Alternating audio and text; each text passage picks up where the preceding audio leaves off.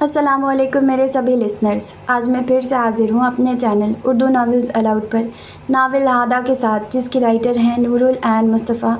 اور مجھے پتہ ہے کہ میری طرح آپ لوگ بھی ناول کے لیٹسٹ ایپیسوڈ کا انتظار کر رہے تھے، تو جسٹ ناول ابھی پبلش ہوا ہے، میں جلدی ناول کو ریکارڈ کر رہی ہوں۔ ہوپ فلی میں کل شام تک آپ کو یہ ایپیسوڈ دے دوں۔ اور بس ناول شروع کرنے سے پہلے میری آپ سبھی لوگوں سے چھوٹی سی گزارش ہے کہ میری اتنی محنت کا پھل آپ مجھے چینل سبسکرائب کر کے دیجیے گا، ساتھ لائک، شیئر اور کمنٹ ضرور کیجیے گا۔ سیاہ آنکھوں والا مرد، شاہ گڑھ کا سردار، ایک مایہ ناز وکیل، سید ذوالفقار شاہ کا بیٹا سردار سید حمزہ شاہ تھا۔ بری آنکھوں والا مرد، شاہ گڑھ اور ایوان نگر کا ASP، جلا وطن شہزادہ سید عبدالرحمن شاہ کا بیٹا سید حاتم عبدالرحمن شاہ تھا۔ کیا وہ دونوں دشمن تھے یا دوست تھے، یا دوست کے چہرے میں چھپے دشمن تھے، یا پھر دشمن کے چہرے میں چھپے دوست تھے؟ کمرے میں موجود ہر چیز سرگوشی کرنے لگی۔ وہاں موجود فضا بھی یہ راز جاننا چاہتی تھی، کیا آخر ان دونوں کا ایک دوسرے سے کیا رشتہ تھا؟ کیا حاتم واقعی معصوم تھا؟ کیا حمزہ واقعی ظالم تھا؟ آخر یہ دونوں کون تھے؟ یہ رمز ابھی کچھ دیر میں اس فضا پر، اس کمرے کی ہر شے پر عیاں ہونے والا تھا۔ حمزہ کے جائزہ لیتی نگاہیں حاتم کے وجود پر اٹھی تھی۔ ہلکے کتھئی شلوار قمیض میں ملبوس حاتم عبدالرحمن پہلے کی نسبت کافی کمزور لگ رہا تھا۔ آنکھیں ہلکی سی اندر کی جانب دھسی ہوئی تھی، جبکہ چہرے کی رنگت کم لائی ہوئی تھی۔ سفید پڑتی رنگت سے خون کی کمی کا اندازہ ہو رہا تھا۔ اس نے دھیرے سے اپنے قدم حاتم کی جانب بڑھائے۔ حاتم خاموشی سے اس کے بڑھتے قدموں کو دیکھ رہا تھا۔ اس کا چہرہ بے تاثر تھا۔ حمزہ نے اس کے قریب پہنچ کر اپنی جیب کے اندر ہاتھ ڈالا۔ چند لمحوں بعد اس کے ہاتھ میں موجود شے کو دیکھ کر حاتم کی آنکھوں میں ایک چمک اتر آئی۔ حمزہ نے سنجیدہ تاثرات کے ساتھ اپنے ہاتھ میں موجود سنہری زنجیر کو دیکھا اور پھر اس کی آنکھوں میں نگاہ ڈالی۔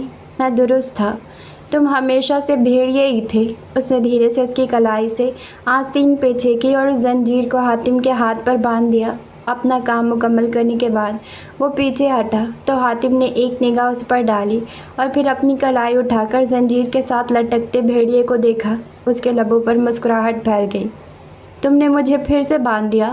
اس کی مدھم سی آواز گونجی تو حمزہ نے اسے دیکھا، جو اپنی کلائی اٹھائی اس بھیڑیے کو دیکھنے میں مصروف تھا۔ تم کبھی آزاد ہونا ہی نہیں چاہتے تھے حاتم؟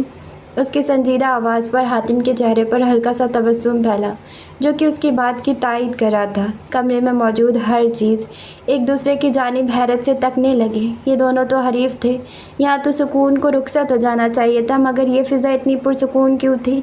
انہوں نے فضا کو تفتیشی تیورات سے تکا، جس نے ہچکچاتے ہوئے اپنی کندھے اچکا دیے۔ یہ بات تو اسے بھی معلوم نہیں تھی کہ یہاں کیا ہو رہا تھا۔ فضا نے اشارہ کیا تو سبھی چیزیں ان دونوں کی جانب متوجہ ہو گئیں۔ حاتم کی نگاہیں اس بھیڑیے سے ہٹی اور اپنے سامنے کھڑے حمزہ کی جانب منتقل ہو گئی۔ اس کی آنکھوں کی چمک اب زائل ہو چکی تھی۔ وہ سنجیدہ تاثرات سے حمزہ کو دیکھ رہا تھا۔ اس کے ایسے تاثرات پر حمزہ نے سوالیہ نظروں سے اسے دیکھا۔ حاتم نے ایک گہری سانس ہوا کے سپرد کی۔ میں نے تم سے کہا تھا کہ خانم کی جانب آنکھ اٹھا کر بھی نہ دیکھنا۔ اس کی آواز بلند نہیں تھی، مگر اس میں ایک رعب تھا، ایک کاٹ تھی، ایک سرد سا سوال تھا۔ حمزہ کی آنکھوں کی چمک اس جملے کے ساتھ ہی مان پڑی۔ اس نے بے تاثر چہرے کے ساتھ حاتم کی جانب دیکھا اور پھر ایک بوجھل سانس بھرا۔ نہیں دیکھا؟ باخدا میں نے ان کی جانب آنکھ اٹھا کر بھی نہیں دیکھا۔ اس کا لہجہ مضبوط تھا۔ وہ حاتم کی آنکھوں میں دیکھ کر بولا تھا، جس کے تاثرات ذرا سے بھی نہیں بدلے تھے۔ وہ حمزہ کو انہی سرزنش کرتی نگاہوں سے دیکھ رہا تھا۔ مگر اس کے گھر اپنا رشتہ بھجوا دیا؟ لہجے میں استہزاء پھیل گیا۔ تم جانتے تھے کہ میں زندہ ہوں، جانتے تھے نا؟ اس کے سخت لہجے پر حمزہ چند لمحے اسے دیکھتا رہا اور پھر دھیرے سے اپنا سر اس بات میں ہلا دیا۔ آف کورس تمہیں معلوم تھا کہ میں زندہ ہوں، پھر بھی خانم کے گھر اپنا رشتہ بھجوا دیا؟ How dare you? وہ دہاڑا، لہجہ سخت اور آواز بلند ہوئی۔ جب سے ہادی نے اسے اس بارے میں بتایا تھا، وہ تب سے جل رہا تھا۔ اس کے وجود کو جیسے تپتی ہوئی آگ نے چھو لیا تھا۔ حمزہ شاہ اس کے زندہ ہوتے ہوئے اس کی بیوی سے نکاح کی بات کیسے کر سکتا تھا؟ اس کے سوال پر حمزہ اپنا سر جھکا چکا تھا۔ جواب دو۔ حمزہ نے اپنا سر اٹھایا اور اس کی جانب دیکھا۔ میں تمہیں جواب دہ نہیں ہوں حاتم عبدالرحمن شاہ۔ اس نے پہلی دفعہ اسے مکمل نام کے ساتھ پکارا۔ حاتم نے اس کے چہرے کی جانب دیکھا۔ तो क्या हमज़ा उसे अपने ख़ानदान का हिस्सा तस्लीम कर चुका था? रिश्ता क्यों लेकर गए थे? उसने फिर से वही सवाल किया, मगर अब की बार लहजा धीमा था। उसके सवाल पर हमज़ा ने अपना सर झटका। बताया ना, मैं तुम्हें जवाबदा नहीं हूँ, मगर इस वक्त तुम मुझे जवाबदा हो। अपना वादा पूरा करो हातिम अब्दुर्रहमान। मैंने सिर्फ़ एक वादे की खातिर तुम्हारे होश में आने का इंतज़ार किया है। मुझे अब मज़ीद इंतज़ार नहीं करना। उसने दूसरी कुर्सी घसीटी और हातिम के सामने रख दी। हातिम चंद लम्हे उसे देखता रहा। हमज़ा के चेहरे पर एक अज़म था, जैसे वो उस राज को पाने की खातिर कुछ भी कर सकता था। इस मामले को मुझे अपने तरीके से हैंडल करने दो हमज़ा। उसने मफ़ाहमती अंदाज़ अपनाया। हमज़ा ने कुर्सी पर बैठते हुए ज़ोर से कुर्सी के हत्थे पर अपना हाथ मारा। डैम इट, तुम इस मामले को जितना हैंडल कर सकते थे तुमने कर लिया। अब मुझे मेरा काम करने दो, वरना सच कहता हूँ जो उस रात नहीं किया था वो अब भी करूँगा। वह अपने दोनों घुटनों पर हाथ रखकर आगे को झुका। हातिम चंद लम्हे उसे देखता रहा और फिर जज्बात में सर हिलाया। उसने हमज़ा से वादा किया था, अब उसे ईफ़ा करने का वक्त आ पहुँचा था। ऐसा है तो ऐसा ही सही, मगर एक मिनट, उससे पहले ये जानना ज़रूरी था कि उस रात क्या हुआ था। वो रात जब हमज़ा हातिम को अस्पताल की जानिब लिए जा रहा था, तो आखिर रास्ते में क्या हुआ था? गाड़ी मतवाज़न रफ्तार में शहर की जानिब बढ़ रही थी। हमज़ा वक्तन फ़वक्तन एक निगाह हातिम पर भी डाल रहा था, जो अब भी होश में था। उसके कंधे से निकलते खून की रफ्तार मध्यम नहीं हुई थी। तुम ठीक हो? हमज़ा की समात में हातिम की हल्की सी कराह सुनाई दी तो वो बेख्तियार पूछ बैठा। हातिम ने रिवायत से बंद होती पलकें खोली और उसकी जानिब देखा। हाँ, बहुत मज़े में हूँ। उसकी हल्की सी आवाज़ पर हमज़ा ने नफ़ी में सर हिलाया। ये इंसान ज़ख्मी होने के बावजूद भी उसे सीधा जवाब नहीं दे सकता था। हातिम की निगाहें अब बैक व्यू मिरर पर थी। वह ज़रा सा चौकन्ना हुआ और गैर महसूस अंदाज में पीछे की जानिब देखा। कंधे को झटका लगने के बायस जिसमें दर्द की लहर उठ गई, जिसे उसने लब दबाते ज़ब्त किया। हमज़ा की तवज्जो सामने सड़क पर मरकूज़ थी। दूर कहीं से जानवरों की आवाज़ें सुनाई दे रही थी। हमज़ा, उसी रफ्तार में गाड़ी चलाते रहो। उसकी आवाज़ में एहतियात थी। हमज़ा ने एक लम्हे के लिए गाड़ी की रफ्तार मध्यम की और उसकी जानिब सवालिया अंदाज में देखा। मैंने कहा इसी रफ्तार में गाड़ी चलाओ, उसने डपटते हुए कहा तो हमज़ा के चेहरे पर नागवारी फैल गई। वो भला ऐसा लहजा कैसे बर्दाश्त कर सकता था और मुकाबिल हातिम तो उसकी अना का ग्राफ मज़ीद बुलंद हो जाता था। शट अप, मुझ पर हुक्म मत चलाओ, वो भी तंग लहजे में बोला। अलबत्ता गाड़ी की रफ्तार तेज़ कर चुका था। हातिम की निगाहें अब भी पीछे की जानिब मरकूज़ थी। उसने हमज़ा की बात पर तवज्जो नहीं दी थी। क्या हुआ? हमज़ा ने उसे मुसलसल पीछे की जानिब देखते हुए सवाल किया। दफ़तन उसके इर्द गिर्द भी ख़तरे की घंटियाँ बजनी शुरू हुई। उसने बैक व्यू मिरर को हल्का सा दुरुस्त करके पीछे सड़क की जानिब देखा। हमारा ताक़ुब किया जा रहा है। हातिम दोबारा से सीधा हो बैठा। उसकी निगाह हमज़ा पर थी, जो कि पीछे की जानिब देख रहा था। उनकी गाड़ी से तकरीबन 1 किलोमीटर के फासले पर 2 गाड़ियाँ मौजूद थी। हमज़ा की आंखें सिकुड़ी हुई थी, जबकि हाथ मजबूती से स्टीयरिंग को थामे हुए थे। तलहा ईवान के आदमी हमारा पीछा कर रहे हैं। हातिम ने अपने कंधे को हल्का सा थामते हुए हमज़ा से कहा। हमज़ा की आंखों में गुस्सा उतर आया। आने दो, मैं इनसे निपट लूँगा। उसके लहजे से नफ़रत झलक रही थी। हातिम ने उसके पुरुष को देखते हुए नफ़ी में सर हिलाया। वो तुम्हारे पीछे नहीं बल्कि मेरे पीछे आए हैं। हमज़ा ने गाड़ी की रफ्तार मध्यम करते हुए एक निगाह उस पर डाली। फ़र्क कहाँ है? हातिम चंद लम्हे उसे देख कर रह गया। मतलब इस वक्त हम दोनों साथ हैं।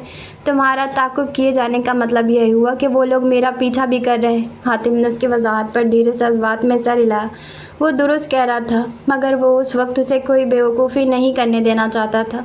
वो अपना बना बनाया मंसूबा नाकाम होते हुए नहीं देखना चाहता था। वो मानता था कि हमज़ा ज़हीन था, मगर चंद मामलात में वो जल्दबाजी कर देता था और इस मामले में वो हमज़ा की जल्दबाजी को बर्दाश्त करने की सकत नहीं रखता था। बेवकूफ़ मत बनो हमज़ा, वो लोग मुझे मारने आ रहे हैं। तुम्हारा ज़िंदा रहना शाहगढ़ के लिए ज़रूरी है। हाँ, उसका ज़िंदा रहना हातिम के मंसूबे के लिए ज़रूरी था। वो उसे कोई नुकसान नहीं पहुंचने देना चाहता था। वो एक अच्छा मंसूबाकार था। हमज़ा चंद लम्हों के लिए खामोश रह गया। उसकी समात में हातिम के अल्फाज गूंजने लगे। तुम्हारा ज़िंदा रहना शाहगढ़ के लिए ज़रूरी है। उसका ज़िंदा रहना शाहगढ़ के लिए ज़रूरी था, क्योंकि वो शाहगढ़ का सरदार था। लोग हमेशा से ही उसे सरदार के रूप में देखते आए थे। उसके सर पर शाहगढ़ की जिम्मेदारी थी। उसने एक नज़र हातिम पर डाली और حاتم عبدالرحمن شاہ، جو کہ شاہ گڑھ کی دستار کا اصل حقدار تھا، جسے شاہ گڑھ کے تخت پر بیٹھنا تھا، جو ساری زندگی اپنی حویلی سے دور رہا تھا، جس کے دل میں اپنے لوگوں کی محبت اس قدر تھی کہ وہ اپنی شناخت چھوڑ کر شاہ گڑھ واپس آیا تھا۔ کیا اس کا وجود شاہ گڑھ کی زمین کے لیے ارزاں تھا؟ اس کے دل میں حاتم کے لیے متضاد احساسات نے اپنا سر اٹھانا شروع کر دیا۔ ایک لمحے کے لیے جی چاہتا کہ حاتم عبدالرحمن کو مار ڈالے، تو کبھی یہ خیال امڑ آتا کہ حاتم اس قدر جلدی موت کا حقدار نہیں تھا، اسے بھی خوش رہنے کا حق تھا۔ حاتم کے رحم دلی اس کے احساسات کو بدل رہی تھی۔ تمہارے دماغ میں کیا چل رہا ہے؟ اس نے حاتم کی پرسوچ آنکھوں میں دیکھا، جہاں سوچ کی لہریں گردش کر رہی تھی۔ حاتم نے اس کا سوال سنا اور پھر دھیرے سے مسکرا دیا۔ اس کا دماغ بہت تیزی سے کچھ سوچ رہا تھا۔ حمزہ کی نظریں بار بار پیچھے کی جانب اٹھنے لگی تھی۔ تعقب کار اب نزدیک پہنچتے جا رہے تھے۔ میں طلحہ ایوان کے آدمیوں کے ہاتھوں مرنا نہیں چاہتا، اس لیے تم مجھے مار دو۔ اس کا لہجہ پر اسرار تھا۔ حمزہ نے بڑی دقت کے ساتھ اپنے آپ کو بریک لگانے سے روکا۔ اس کی آنکھوں کی پتلیاں پھیل گئی۔ حاتم کو کیسے پتہ چلا کہ وہ اسے مارنے کے متعلق سوچ رہا تھا؟ اس کے یوں دیکھنے پر حاتم دھیرے سے مسکرا دیا۔ اب اس کے دماغ میں منصوبہ مکمل طور پر تیار تھا۔ تم پاگل ہو حاتم؟ اس جملے کے سوا وہ کچھ نہیں کہہ سکا۔ حاتم اسے اپنے آپ کو مارنے کے لیے کیوں کہہ رہا تھا؟ یہ لوگ مجھے مارنے آ رہے ہیں اور مجھے مارے بغیر یہ واپس نہیں جائیں گے۔ اس نے ایک نگاہ پیچھے کی جانب ڈالی۔ وہ درست تھا۔ تقریباً آدھے کلومیٹر کی دوری پر موجود ان گاڑیوں میں بیٹھے آدمی اپنی بندوقیں اپنے ہاتھوں میں تھامے بیٹھے تھے۔ وہاں موجود ہر انسان کی یہی خواہش تھی کہ حاتم عبدالرحمن کے سینے میں پیوستہ ہونے والی گولی اس کی بندوق سے نکلے۔ وہ سب طلحہ ایوان کے حکم پر حاتم عبدالرحمن کو قتل کرنے آئے تھے۔ وہ لوگ تمہیں کیسے مار سکتے ہیں؟ وہ بے یقین تھا۔ گولی سینے میں اتر جائے تو انسان کی روح پرواز کر جاتی ہے سردار صاحب، اس لیے عقل سے کام لو، باہر نکل کر مجھ پر حملہ کرو۔ تمہیں اچھے سے معلوم ہے کہ تمہیں کیا کرنا ہے۔ اس کا لہجہ ایک لمحے کے لیے حکمیہ ہوا تھا۔ حمزہ چند لمحے اس کے چہرے کو دیکھتا رہا اور پھر اس کے دماغ میں چھپاکا ہوا۔ گولی سینے میں اتر جائے تو انسان کی روح پرواز کر جاتی ہے۔ اس نے گہرا سانس بھرا تو اسے حاتم کے سینے پر گولی نہیں چلانی تھی، 3 گولیاں چلانا، تاکہ تعقب کاروں کو یقین ہو جائے کہ میں مر چکا ہوں۔ اس کے بعد اپنی نفرت ظاہر کرنے کے لیے مجھ پر غصے سے وار کرنا، میرے چہرے پر، میرے سینے پر اور میری پسلیوں پر۔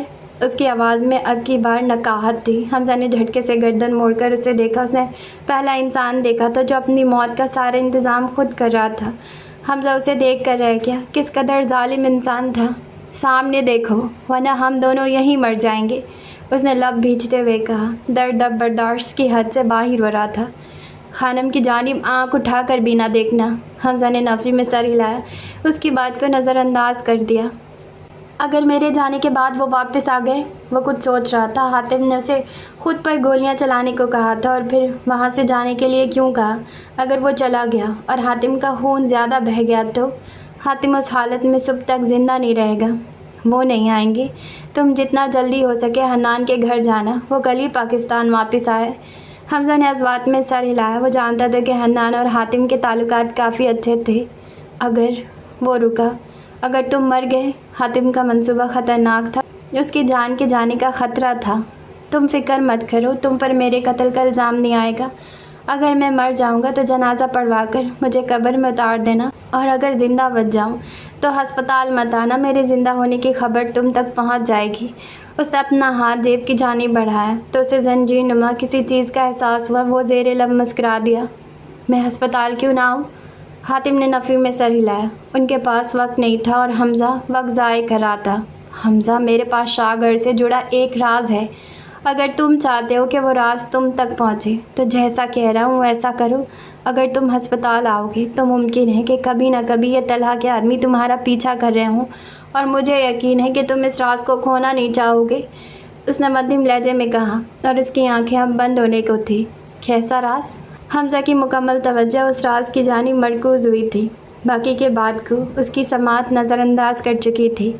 شاہ گڑھ سے جڑا راز، تم سے جڑا راز اور مجھ سے جڑا راز۔ آواز مزید مدھم ہوئی۔ میں تم پر حملہ نہیں کروں گا، پہلے مجھے وہ راز بتاؤ۔ وہ ہٹ دھرم ہوا۔ حاتم نے بمشکل اپنی آنکھیں کھول کر اس کی جانب دیکھا۔ اس کے چہرے پر بے بسی کے تاثرات پھیل گئے۔ हातिम आंखें खोलो, मुझे वो राज बताओ। बाखुदा अगर तुमने वो राज मुझे ना बताया तो मैं तुम पर गोलियां नहीं चलाऊंगा। तुम तलहा के आदमियों के हाथों ही मरोगे। वो कभी सड़क की जानिब देख रहा था तो कभी हातिम की जानिब देख रहा था। हातिम ने अपने कंधे को देखा और फिर हमजा की जानिब निगाह डाली। उसका दिमाग उसे धोखा दे रहा था। वो गुनूदगी की जानिब जा रहा था मगर वो होश में रहना चाहता था। वो अंधेरों की दुनिया में गुम नहीं होना चाहता था। उसने दोबारा से हमजा की जानिब देखा और उसके लबों में हरकत हुई। हमजा बेचैनी से उसे ही देख रहा था। जल्दी बताओ हातिम। उसने एक निगाह पीछे की जानिब डाली। वो गाड़ियाँ मज़ीद नज़दीक पहुँच चुकी थी। ये राज तुम्हारे बाबा के बारे में है। वो, उसकी आंखों के आगे अंधेरा फैल गया। फिर उस अंधेरे में हाफा की शक्ल उभरी। उसे यूँ लगा जैसे किसी ने उसका दिल मुट्ठी में दबोच लिया हो। उसके गुनूदगी में डूबते हुए जहन में आखिरी ख्याल सूफिया बेगम और हाफा के बेआसरा होने का था। अगर वो मर गया। उसने तारीकी में डूबते हुए लबों से कलमा पढ़ने की कोशिश की और उसके साथ ही उसके जहन तारीक पड़ गया। उसके बेहोश होते ही हमजा ने जल्दी से गर्दन मोड़कर उसे देखा। हातिम उसके बाबा के मुतालिक बात कर रहा था और अपने बाबा के मुतालिक ज़्यादा नहीं जानता था। बस इतना जानता था कि उनकी मौत उसके बचपन में ही हो चुकी थी। फिर हातिम उनके मुतालिक कोई राज कैसे जानता था। उसने एक नज़र पीछे डाली और फिर गाड़ी की रफ्तार सुस्त कर दी। उसे सोचने के लिए थोड़ा वक्त चाहिए था। गांव की सड़क पर चलती गाड़ी की रफ्तार कुछ देर पहले से मुख्तलिफ थी। अब वो गाड़ी फर्राटे नहीं भर रही थी बल्कि सुस्त रवि से चल रही थी। उसने एक नज़र बैक व्यू मिरर पर डाली जहां हातिम का होश व हवास से बेगाना वजूद दिखाई दे रहा था। उसकी नज़र हातिम के चेहरे से गुजरते हुए उसके कंधे पर जाकर ठहरी जहां महरून और सिया दुपट्टे का एक टुकड़ा बंधा हुआ था जो कि हाफा ने बांधा था। क्या उसे हातिम की बातों पर अमल करना चाहिए? उसने गहरा सांस भरकर सिगरेट केस में से सिगरेट निकाला और उसे सुलगाने लगा। अगले चंद लम्हों में वो सिगरेट के लंबे लंबे कश बढ़ता नज़र आ रहा था। गाड़ी की रफ्तार इस कदर मध्यम थी कि वो शायद ही 2 घंटों में शहर तक पहुंच सकता। वो तमाम जमा तफरी कर रहा था। अभी शहर पहुंचने में वक्त दरकार था और रास्ता भी सुनसान था। मुमकिन था कि वो लोग रास्ते में ही उस पर हमला कर देते। उसके पास इस कदर गोलियां भी नहीं थी कि उन आदमियों का सामना कर सकता। वो एक था और उनकी तादाद नामालूम थी। वो उन लोगों का बिना हथियार के भी सामना कर सकता था मगर वो उनकी तादाद से लाइल्म था और इस वक्त ये लाइल्मी उसके लिए नुकसानदा साबित हो सकती थी। वो हातिम का इस कदर खैर खा नहीं था कि उसके लिए अपनी जान दाव पर लगाता। आखिर उसे क्या करना चाहिए था? ये रात पूरे चांद की रात थी, इसलिए रात अपना मुकम्मल अंधेरा फैलाने में नाकाम रही थी। वो बेतासिर चेहरा लिए गाड़ी की स्टीयरिंग घुमा रहा था। सिगरेट थोड़ा सा बचा तो उसने खिड़की से बाहर फेंक दिया। यकीनन ताक़ुबकार उस पर अपनी नज़र रखे हुए थे। रास्ता इंतहाई सुनसान था और दूर कहीं से जानवरों की आवाज़ भी सुनाई दे रही थी। मुमकिन था कि ताक़ुबकारों के साथ साथ उसका सामना किसी जानवर से हो जाता। उसकी कनपट्टी की नसें उभरी हुई थी जबकि ज़हीन आँखों में कोई सोच गर्दिश कर रही थी। वो आज होने वाले वाक़यात के मुतालिक सोच रहा था। एकदम रात की पुरसुकून खामोशी में दरार पैदा करते हुए गाड़ी के पहिए चढ़ाए और गाड़ी एक झटके के साथ साकिन हो गई। वो फैसला कर चुका था। उसे हातिम के कहने पर अमल करना था। वो आहिस्तगी से दरवाज़ा खोलता बाहर निकला। 14वीं का चांद अपने जोबन पर था और उसकी चांदनी में उसका दराज सरापा हेवला सा दिखाई दे रहा था। उसके जबड़े भिजे हुए थे जबकि लब सख्ती से एक दूसरे में पेवस्त थे। उसके बाहर आते ही कुछ फासले पर मौजूद गाड़ियों की रफ्तार भी मंदिम पड़ी और बिलाखिर वो रुक गई। अब अगली गाड़ी चलाने वाला तेज़ी से एक नंबर मिला रहा था। चंद लम्हों की देर के बाद दूसरी जानिब से एक आवाज़ सुनाई दी। कहो साईं। सरदार ने गाड़ी बीच रास्ते में रोक दी है। उसके लहजे में हल्का सा खौफ था। वहाँ मौजूद कोई इंसान शाहगढ़ के सरदार पर हमला नहीं करना चाहता था मगर वो सब अपने साईं के हुक्म के आगे मजबूर थे। उसे फासले पर रहकर उस पर नज़र रखो। तलहा का सख्त लहजा गाड़ी में गूंजा। जो हुक्म साईं। उसने ताबीदारी से कहा। और हाँ, अभी हमला मत करना। गौर से देखो कि वो क्या करता है। आदमी ने जी साईं कहा तो तलहा ने कॉल काट दी। दूसरी जानिब हमजा गाड़ी के साथ टेक लगाए खड़ा था। सफ़ेद कुर्ते पर जगह जगह सुर्ख रंग के धब्बे दिखाई दे रहे थे। उसने एक लंबा सांस भरा और एक झटके से गाड़ी का पिछला दरवाज़ा खोला। अंदर हातिम का वजूद बेसुध पड़ा था। वो चंद लम्हों के लिए उसके चेहरे की जानिब देखता रहा जहाँ बेहोशी के बावजूद तकलीफ़ के आसार रकम थे। फिर उसने बोझल सांस भरते हुए अपना सर झुका लिया। चंद लम्हों बाद धीरे से अपना सर उठाया। वो अपने लब पीछे से देख रहा था اور پھر اس نے ایک ہاتھ سے اس کا باہنہ کندھا پکڑا اور اسے باہر گھسیٹا۔ اسے ان لوگوں کے سامنے حاتم کے لیے نفرت ظاہر کرنی تھی۔ اب چاند کی روشنی میں دو وجود دکھائی دے رہے تھے، سیاہ لباس والے حیولے کو گھسیٹتا سفید لباس والا حیولہ۔ وہ اسے سڑک کے کنارے پر لا کر رکا اور اس کے پیروں کے بل نیچے بیٹھ گیا۔ دوسری جانب گاڑی چلانے والے نے پھر سے طلحہ کا نمبر ملایا۔ کیا ہے شبیر؟ لہجہ اکتاہٹ کا شکار تھا۔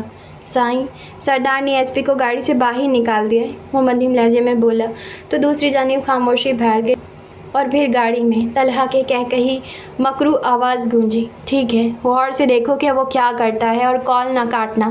میں سردار کے بندوق سے نکلتی گولیوں کی آواز کو سننا چاہتا ہوں، وہ کہا لگاتے ہوئے کہہ رہا تھا، جبکہ گاڑیوں میں بیٹھے 5 نفوس ایک دوسرے کی جانب دیکھ کر رہ گئے۔ اب تم لوگوں کو کچھ کرنے کی ضرورت نہیں ہے، بس خاموشی کے ساتھ تماشا دیکھو۔ وہ ہنستے ہوئے خاموش ہو گیا۔ گاڑی میں موجود آدمیوں نے حمزہ کی جانب دیکھا جو حاتم کے قریب پنجوں کے پل بیٹھ چکا تھا۔ اس کا چہرہ سپاٹ تھا، انتہائی سرد۔ وہ اپنی سرد آنکھوں سے حاتم کے بے ہوش وجود کو دیکھ رہا تھا، پھر نہایت بے دردی کے ساتھ اس کے زخمی کندھے پر سے خون آلود کپڑا کھولا۔ اس جدوجہد میں اس کے ہاتھ بھی سرخ ہو چکے تھے۔ میرون اور سیاہ کپڑے کے ٹکڑے کو اس کے وجود سے الگ کرنے کے بعد وہ اسے کچھ دیر تک دیکھتا رہا اور اس کے تاثرات سے اس کے ارادے واضح نہیں ہو رہے تھے۔ گاڑی میں بیٹھے ہوئے آدمیوں نے ایک دوسرے کی جانب دیکھا۔ سردار کیا کرنے والا تھا؟ چند لمحوں بعد وہ واپس حاتم کی طرف آ رہا تھا، مگر اب کی بار اس کے ہاتھ میں خون آلود کپڑا نہیں تھا، بلکہ اس کے دائیں ہاتھ میں اس کی بندوق تھی۔ اس نے چند لمحوں کے لیے ہاتھ میں بندوق کو دیکھا، پھر انہی سرد تاثرات کے ساتھ حاتم کو دیکھتا رہا۔ اسے معلوم تھا کہ ان لوگوں کی نگاہیں اس پر جمی تھیں اور اپنے اوپر بہت سے لوگوں کی نظریں محسوس کر سکتا تھا۔ اس نے گہرا سانس بھرا اور خود کو یقین دلایا کہ حاتم یہی چاہتا تھا۔ Just do it. دفعتاً اس کی سماعت میں چند جملے گونجے۔ ایک لمحے کے لیے ہاتھ میں موجود بندوق پر گرفت کمزور پڑی۔ حاتم عبد الرحمن تمہارے ساتھ دشمنی کا تعلق نہیں رکھنا چاہتا تھا۔ تم دوستی نبھاؤ یا پھر دشمنی، یہ تمہاری مرضی ہے۔ اس کا دل ایک لمحے کے لیے کانپا۔ حاتم نے تو اس کے ساتھ ہمیشہ ہی دوستی نبھائی تھی اور اس نے ہمیشہ دشمنی نبھائی تھی، تو آج اس قدوت کو نبھاتے ہوئے اس قدر مشکل کیوں پیش آ رہے تھے؟ وہ 2 قدم اس کے نزدیک آیا۔ حاتم کے چہرے پر تکلیف کے آثار بہت نمایاں تھے۔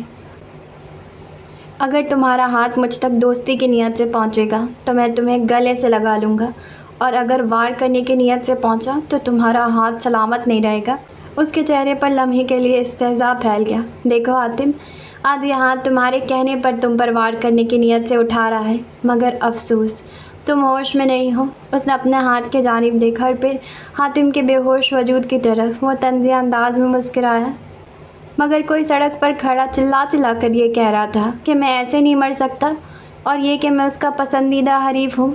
وہ درست تھا، حاتم عبد الرحمن اس کا پسندیدہ حریف تھا۔ ایک لمحے کے لیے اس کی آنکھوں کا تاثر نرم ہوا تھا، مگر اگلے ہی پل وہ دوبارہ سخت ہو گئیں۔ I hate you Hatim. وہ جھکا، اس کی سرد آواز ویرانے میں گونج اٹھی۔ اب کی بار لہجے میں نفرت کی رمق بھی شامل تھی۔ موبائل فون کی دوسری جانب موجود طلحہ ایوان کے چہرے پر مسکراہٹ پھیل گئی۔ And I really hate you. وہ غرایا تھا، اس کے چہرے پر کوئی نرم تاثر نہیں تھا، البتہ دل لرز رہا تھا۔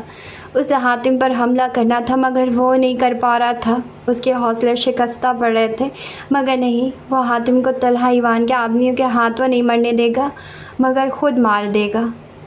اس نے حاتم کے لیے اپنے دل میں نفرت کو مزید جگانا چاہا۔ اس کی نگاہوں کے سامنے آج شام کا منظر چھا گیا، جہاں حاتم حافہ کو اپنے ساتھ لیے کھڑا تھا۔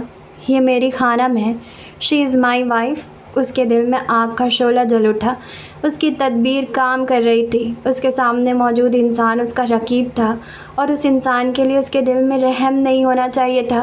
اس نے مزید متحرک ہو کر سوچنا چاہا، میں اس گاؤں کا اصلی وارث ہوں۔ اب اس کے چہرے پر ایک غیر انسانی جذبہ تھا، اپنے دشمن کو ختم کر دینے کا عزم تھا۔ وہ طلحہ ایوان کو اس چیز کے لیے معاف نہیں کرنے والا تھا۔ وہ پتھرائی ہوئی نظروں سے حاتم کو دیکھتا رہا، پھر اس کے قریب جھکا۔ تمہارے پاس ایسا کیا ہے جو میرے پاس نہیں ہے؟ اس کا لہجہ نفرت میں ڈوبا ہوا تھا۔ وہ اس کے چہرے پر کچھ کھوج رہا تھا، مگر اسے کوئی تسلی بخش جواب نہیں ملا۔ وہ دونوں ایک جیسے ہی تھے۔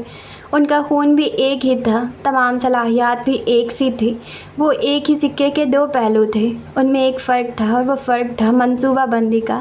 حمزہ ڈنکے کی چوٹ پر اپنا فیصلہ سناتا تھا، جبکہ حاتم دشمن کی نظر میں آئے بغیر مکمل منصوبہ بندی کرتا تھا اور پھر اسے بروئے کار لاتا تھا۔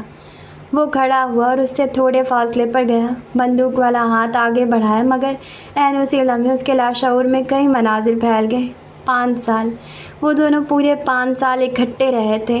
ان کے درمیان چاہے خوشگوار تعلقات قائم نہیں تھے، مگر وہ ان کی کئی یادیں ایک دوسرے سے وابستہ تھیں۔ وہ خالی نظروں سے حاتم کو دیکھتا رہا۔ کیا حاتم عبدالرحمن اس انجام کے قابل تھا؟ کیا اس کے مقدر میں اس تاریک سڑک کے کنارے تڑپ کر مرنا لکھا تھا؟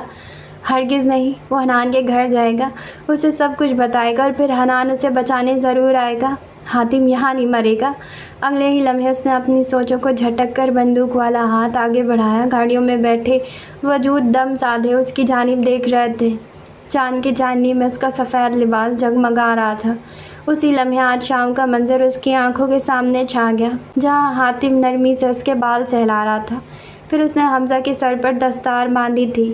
اس منظر کے یاد آتے ہی حمزہ کے گلے میں گرٹی ابھر کر معدوم ہوئی اور اس نے بے ساختہ ہی لمبا سانس بھرا۔ اس منظر کے بعد اسے خود کو پرسکون کرنے میں بہت وقت لگا۔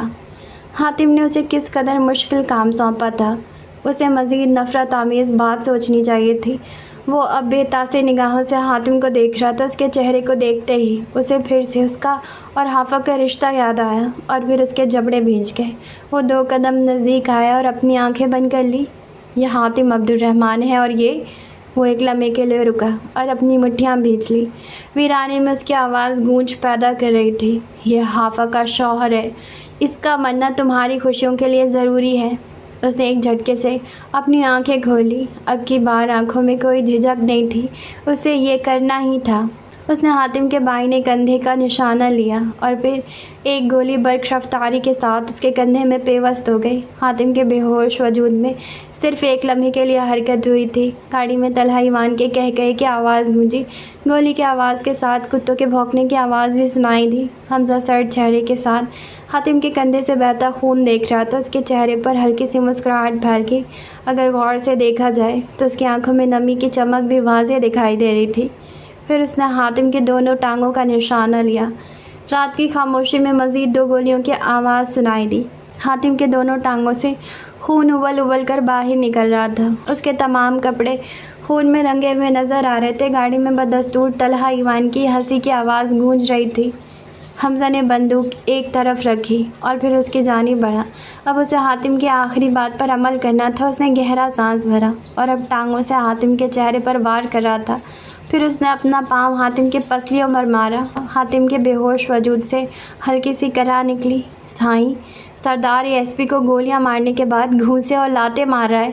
اس کی حیرت بھری آواز پر طلحہ ایوان کی ہنسی رکی۔ گاڑیاں موڑ لو، واپس چلے آؤ۔ اب تم لوگوں کو کچھ بھی کرنے کی ضرورت نہیں ہے، تمہارا کام سردار کر چکا ہے۔ اس کے مبہم لہجے پر شبیر نے جذبات میں سر ہلایا، مگر اس نے اپنی نظریں حمزہ کے وجود پر رکھی۔ اب حمزہ اس کے چہرے پر پے در پہ وار کرتا جا رہا تھا۔ اس کے چہرے پر کئی نشان پھیل گئے۔ وہ حاتم کے زخمی کندھوں پر اپنے پاؤں کا دباؤ بڑھا رہا تھا۔ اس نے زور سے اپنی آنکھیں میچ لی۔ اس کی حرکت کے باعث خون مزید شدت سے ساتھ بہنے لگا۔ حاتم پر غصے سے وار کرتا حمزہ اس وقت کوئی انسان نہیں لگ رہا تھا۔ حاتم کا وجود لمحہ بلمحہ ٹھنڈا پڑ رہا تھا۔ سانسیں اس قدر مدھم چل رہی تھی، گویا بند ہو چکی ہوں۔ دھڑکن کی رفتار مدھم پڑتی جا رہی تھی۔ حمزہ اپنا تمام غصہ حاتم کے بے ہوش وجود پر اتار رہا تھا۔ اس لمحے وہ سچ میں حاتم کو مار دینا چاہتا تھا۔ صرف ایک لمحے کے لیے اس پر شیطان غالب آیا تھا، مگر اس نے جلد ہی اپنی لرزش پر قابو پا لیا۔ پھر اس نے ایک نظر اس پر ڈالی اور ایک زوردار وار اس کے چہرے پر کیا۔ اب اس کا رخ گاڑی کی جانب تھا۔ اسے ڈر تھا کہ اگر وہ کچھ دیر مزید وہاں رکتا تو شاید حاتم کو سچ میں مار ڈالتا۔ اسے اس لمحے اپنے آپ پر خوف محسوس ہوا تھا۔ تعقب کار گاڑیاں آہستگی سے اپنا رخ موڑ رہی تھی۔ حمزہ نے کنکھیوں سے ان گاڑیوں کو دور جاتا دیکھا۔ اس کا جی چاہا تھا کہ وہ حاتم کے سینے پر گولی چلا دے، مگر وہ چاہ کر بھی اس کے سینے پر گولی نہیں چلا سکتا تھا۔ مگر اب اسے طمانت تھی کہ صبح سے پہلے طلحہ ایوان کے آدمی اس جانب نہیں آنے والے تھے۔ حاتم کا خون اس قدر بہہ چکا تھا کہ وہ صبح تک اس کا زندہ رہنا ممکن نہیں تھا۔ مگر اسے حاتم سے وہ راز جانا تھا، اس لیے وہ حنان کے پاس ضرور جائے گا۔ حنان حاتم کو بچانے ضرور آئے گا۔ چند لمحوں کے بعد وہ گاڑی شہر کے راستے پر دوڑ رہی تھی۔ حاتم عبد الرحمن، کیا تم اپنا منہ کھولنا پسند کرو گے؟ وہ غرا کر بولا۔ ابرو تن گئے۔ ایک تو اس انسان کو بچایا، اوپر سے وہ اپنا وعدہ بھی پورا نہیں کر رہا تھا۔ حاتم نے بھی ایک نظر اس پر ڈالی، اس نظر میں کوئی تاثر نہیں تھا۔ وہ چند لمحے اسے دیکھتا رہا اور پھر دھیرے سے کہا، تمہارے والد سید ذوالفقار شاہ زندہ ہیں؟ اس کی سنجیدہ سی آواز نے گویا حمزہ کے پاؤں تلے سے زمین کھینچ لی۔ اس نے بے اختیار ہی کرسی کے ہتھے پر اپنی گرفت مضبوط کی۔ اس کی کھلی آنکھیں حاتم کے بے تاثر چہرے پر تھیں۔ ایسا کیسے ہو سکتا تھا؟ اس کا باپ زندہ تھا۔ اس کے گلے میں گرٹی ابھر کر معدوم ہوئی۔ تم جھوٹ بول رہے ہو۔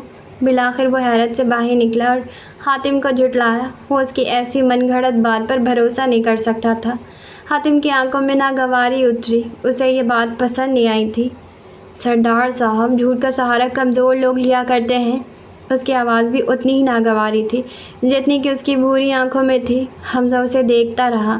اسے معلوم تھا کہ حاتم بغیر کسی ضرورت کے جھوٹ نہیں بولتا تھا، مگر تو پھر ثبوت دو۔ وہ اب سنبھل چکا تھا۔ اس نے گردن تان کر اس کی حاتم کی آنکھوں میں دیکھتے ہوئے مطالبہ کیا۔ کمرے میں بیٹھے دونوں نفوس ایک دوسرے کی آنکھوں میں دیکھ رہے تھے۔ دونوں کی آنکھیں خوف سے خالی تھیں۔ یکایک حاتم کے لبوں پر ہلکی سی مسکراہٹ کی چھاپ دکھائی دی۔ اسے معلوم تھا کہ حمزہ اسے حقائق طلب کرے گا۔ وہ بنا کسی ثبوت کے حاتم کی بات پر بھروسہ نہیں کرتا تھا۔ تو سنو، وقت کو ذرا پیچھے لے جاتے ہیں، دن، ہفتے، مہینے، سال، دہائیاں، ہاں کئی دہائیوں قبل کی بات ہے، جب دونوں گاؤں کے درمیان گہری دشمنی ہونے کے باوجود لوگوں کے دل جڑے ہوئے تھے۔ ایوان نگر اور شاہ گڑھ کے لوگ اکٹھے جرگہ میں شرکت کیا کرتے تھے۔ ان کی دشمنی کا آغاز ایک چھوٹی سی وجہ سے ہوا تھا، مگر شاہ خاندان کے نزدیک وہ چھوٹی بات نہیں تھی، بلکہ ان کی روایت کا خون تھا۔ ولید ایوان یعنی طلحہ ایوان کے دادے کے بھائی کے لیے عبد الودود شاہ کی بہن کا رشتہ مانگا گیا تھا۔ ایوانوں کو اپنی طاقت اور امیری پر گھمنڈ تھا کہ یہ رشتہ نہیں ٹھکرایا جائے گا، مگر توقعات کے عین برعکس انہیں شاہ حویلی سے ذلیل و رسوا کر کے نکالا گیا۔ عبد الودود شاہ کے والد کے مطابق یہ ان کی روایت کا مذاق تھا۔ وہ شاہ خاندان سے باہر اپنی بیٹیوں کو بیاہنے سے بہتر مرنا پسند کرتے تھے۔ ایوانوں سے اپنی شکست قبول نہ ہوئی تو انہوں نے عبد الودود شاہ کی بہن کو اغوا کرنے کا منصوبہ بنایا، مگر یہ منصوبہ بھی بری طرح ناکام ہوا۔ اکلوتی بیٹی ہونے کے باعث ان کے آس پاس ہر وقت ملازموں اور سہیلیوں کا ایک جمگھٹا جمع رہتا۔ بالآخر ایوانوں نے ایک ہولناک منصوبے پر عمل کرنے کے بارے میں سوچا، اور وہ اس نوجوان لڑکی کی موت کا منصوبہ تھا۔ اس کے ارد گرد رہنے والے ملازماؤں سے گٹھ جوڑ بڑھایا گیا، اور یوں ایک ملازمہ کو اس ہولناک منصوبے کو عمل میں لانے کے لیے منتخب کیا گیا۔ پھر ایک صبح شاہ حویلی کے باسیوں کو ماجدہ، عبد الودود شاہ کی بہن، مردہ حالت میں ملی۔ قریب ہی دودھ کا گلاس زمین بوس تھا۔ وہ ملازمہ فرار تھی جو اسے رات کے وقت دودھ دیا کرتی تھی۔ پوری شاہ حویلی میں قیامت کا سماں تھا۔ حویلی کی اکلوتی بیٹی کو مار دیا گیا تھا۔ ملازمین اور حویلی کے خواتین آہو بکا کر رہی تھی۔ ایسے میں محض عبد الودود شاہ تھے جن کے حواس درست کام کر رہے تھے۔ ماجدہ ان سے 10 سال چھوٹی ان کی اکلوتی بہن تھی۔ وہ اپنی بہن کی موت کا بدلہ لینا چاہتے تھے۔ وہ مجرموں کو یوں آزادی کے ساتھ گھومنے نہیں دے سکتے تھے۔ ان کے اندر بدلے کی ایک آگ کا الاؤ دہک رہا تھا۔ بالآخر جب خواتین کا سوگ اپنے اختتام کو پہنچا تو وہ سرخ آنکھوں کے ساتھ اپنے والد یعنی سید آدم شاہ کے پاس جا پہنچے۔ ان کا صرف ایک ہی مطالبہ تھا، اور وہ یہ کہ ان کی بہن کو انصاف دیا جائے۔ پھر جرگہ بٹھایا گیا۔ تب مشترکہ جرگہ ہوا کرتا تھا۔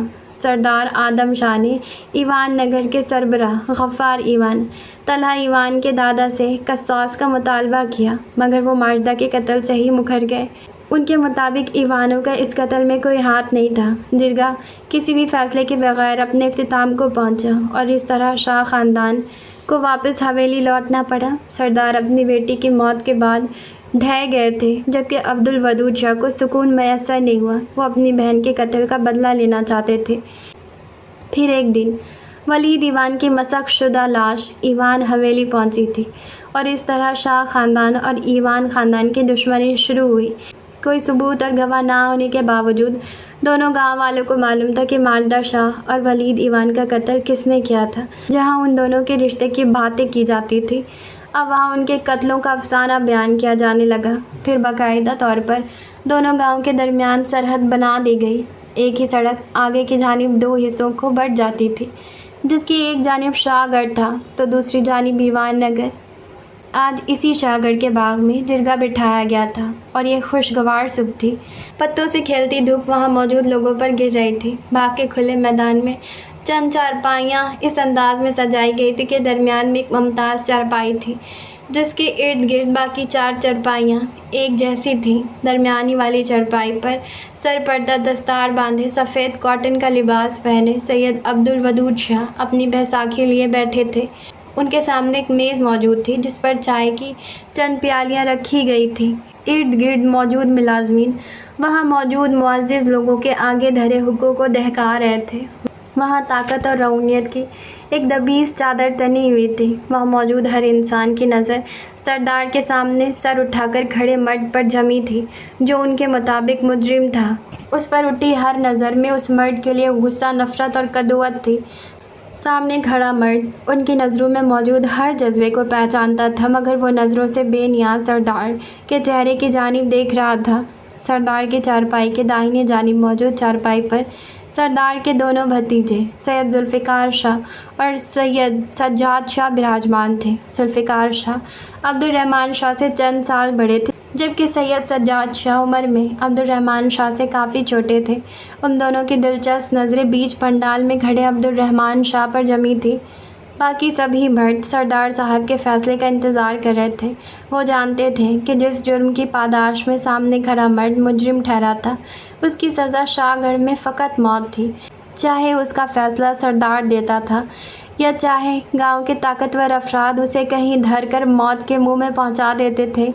अगर सामने खड़ा मर्द कोई आम इंसान होता तो उन्हें चंदा फ़र्क न पड़ता, मगर अब के बार वहाँ अपने जुर्म की पादाश में खड़ा इंसान सैयद अब्दुल वदूद शाह का इकलौता बेटा और इस गांव का अगला सरदार सैयद अब्दुर्रहमान शाह था।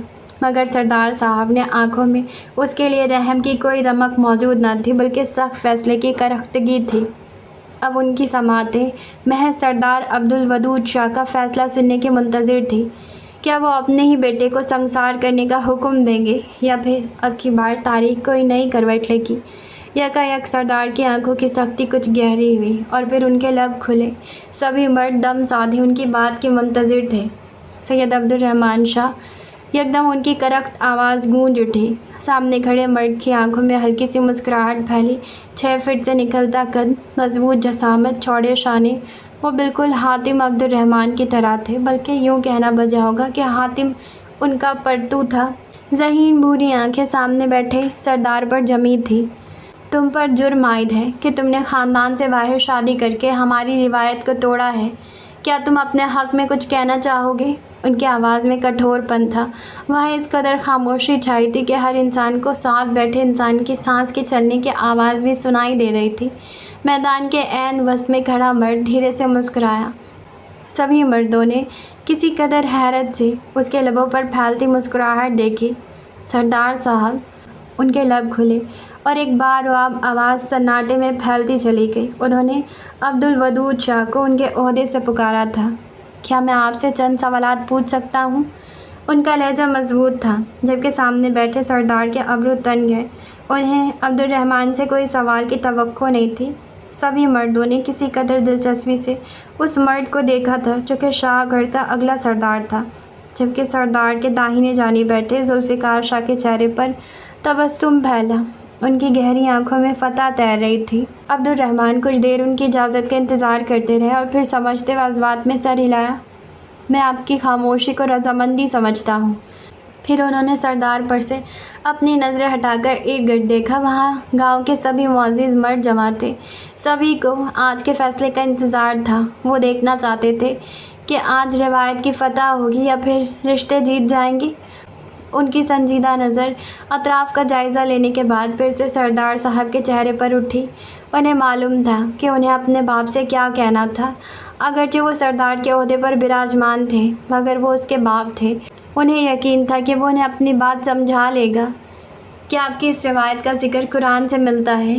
کیا کسی حدیث میں یہ حکم دیا گیا ہے کہ سید خاندان سے باہر شادی نہیں کر سکتے؟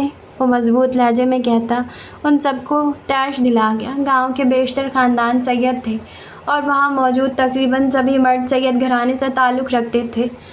انہیں عبد الرحمن کی اس منطق نے غصہ دلایا تھا، مگر وہ سردار کے سامنے کچھ نہیں کہہ سکتے تھے۔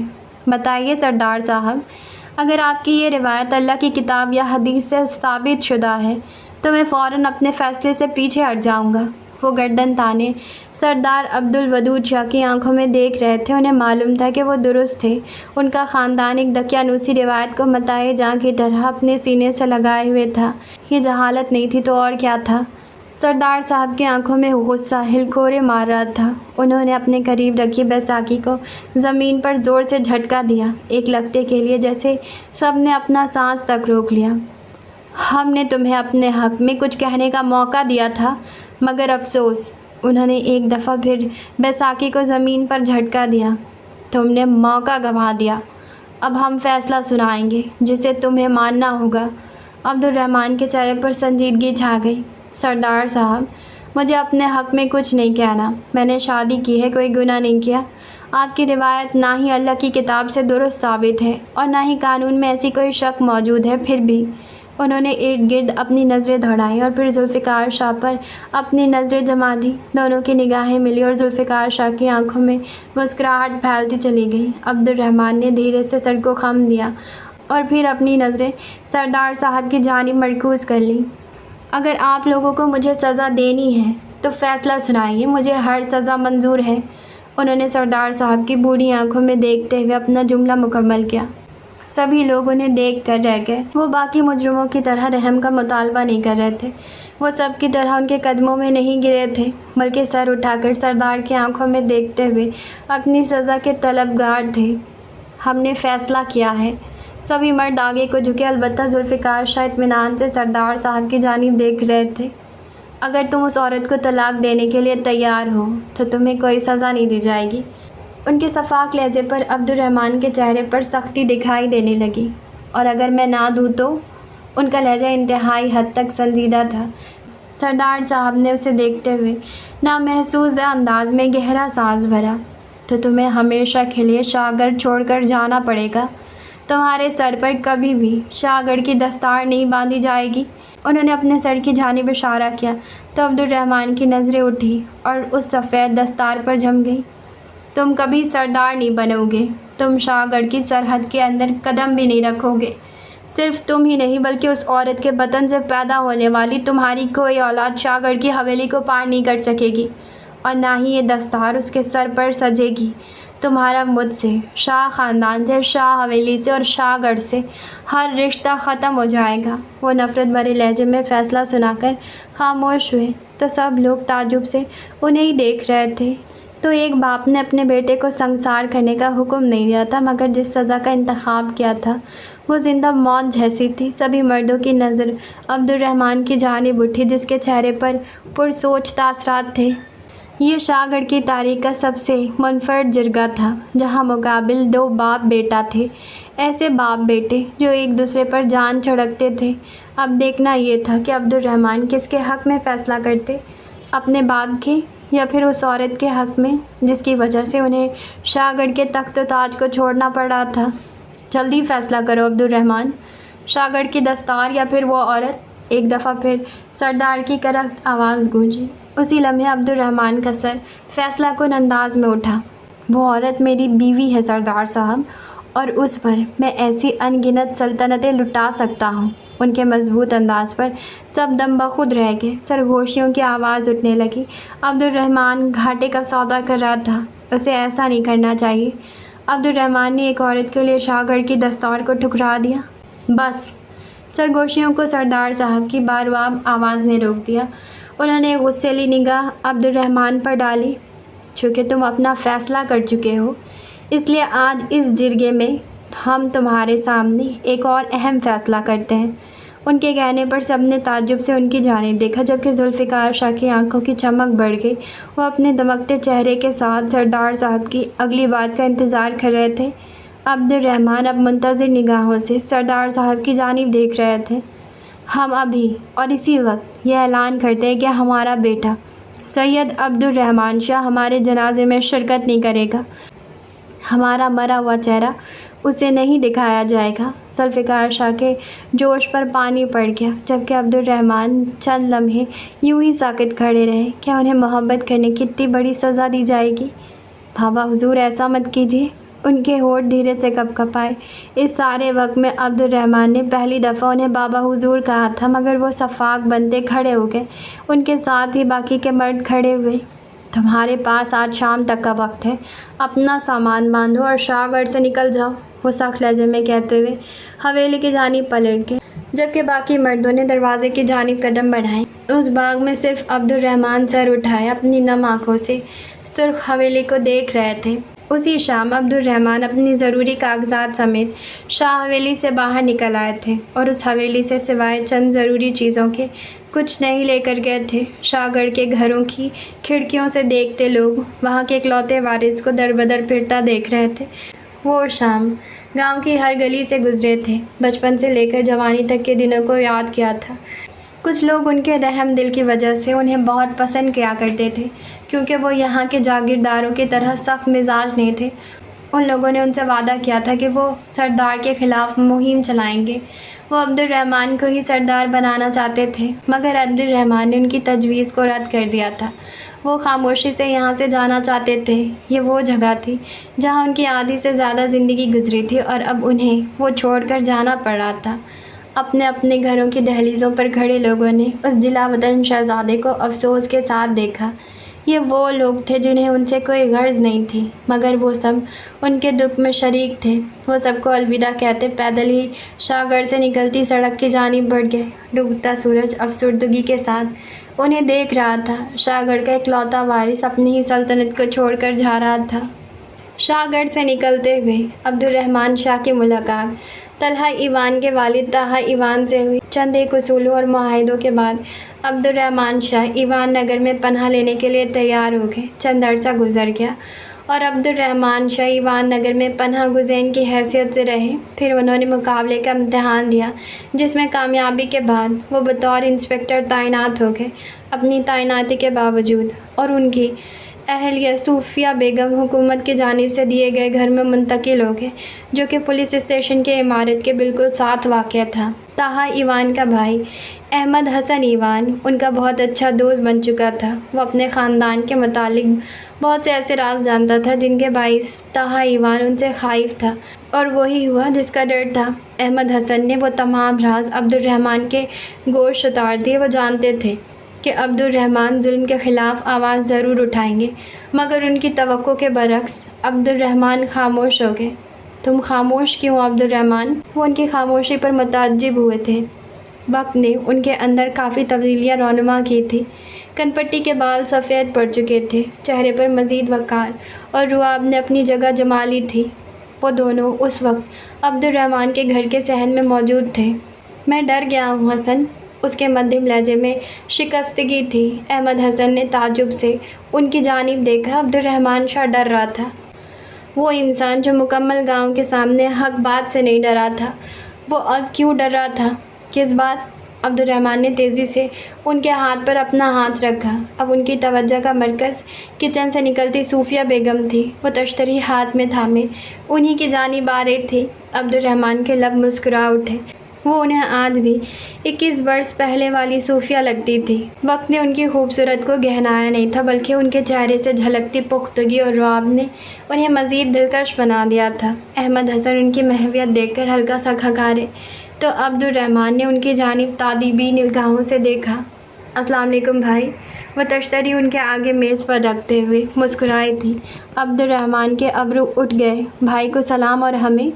وعلیکم السلام بھابھی، آئیے ہمارے ساتھ بیٹھے، ہم ابھی آپ کے بارے میں ہی بات کر رہے تھے۔ انہوں نے اپنی کرسی تھوڑی سی پیچھے کی جانب گھسیٹی۔ اب منظر کچھ یوں تھا کہ میز کی ایک جانب عبد الرحمن اور احمد حسن کی کرسیاں تھیں، جبکہ دوسری جانب موجود کرسی پر صوفیہ بیگم براجمان تھی۔ وہ حیرت سے کبھی احمد حسن کی جانب دیکھ رہی تو کبھی عبد الرحمن کی جانب، جو کہ سخت نگاہوں سے احمد حسن کو گھور رہے تھے۔ ہاں بھائی، اپنی بھابھی کو بتاؤ کہ یہاں کیا گفتگو ہو رہی تھی۔ احمد حسن نے دھیرے سے اپنے کندھے اچکا دیے۔ صوفیہ بیگم حیرت سے ان دونوں کے اشاروں کو دیکھ رہی تھی۔ کوئی مجھے بتائے گا کہ یہاں کیا ہو رہا تھا؟ اور احمد بھائی، آپ لوگ میرے بارے میں کیا بات کر رہے تھے؟ ان کا لہجہ ہلکا سا سخت ہوا تو وہ دونوں زیر لب مسکرا دیے۔ کچھ نہیں، بس عبد الرحمن بھائی آپ کی شکایت لگا رہے تھے، انہوں نے سادہ سے لہجے میں کہا، اور پھر ان دونوں کے تاثرات دیکھے۔ صوفیہ بیگم حیرت سے آنکھیں کھولے عبد الرحمن کی جانب دیکھ رہی تھی، جیسے انہیں اس بات کی توقع نہ ہو، اور عبد الرحمن ان کی جانب دیکھتے ہوئے نفی میں سر ہلا رہے تھے۔ واللہ میں نے ایسا کچھ نہیں کیا۔ احمد حسن نے ان دونوں کی جانب دیکھتے ہوئے چائے کا کپ اٹھایا اور اپنے لبوں سے لگایا۔ مجھے کیا شکایت لگائی ہے؟ وہ آنکھوں ہی آنکھوں میں انہیں دھمکاتے ہوئے استفسار کر رہی تھی۔ عبد الرحمن کے چہرے پر لاچارگی اتر آئی۔ احمد حسن نے ان دونوں کو دیکھتے ہوئے اپنی مسکراہٹ دبائی اور پھر نفی میں سر ہلایا۔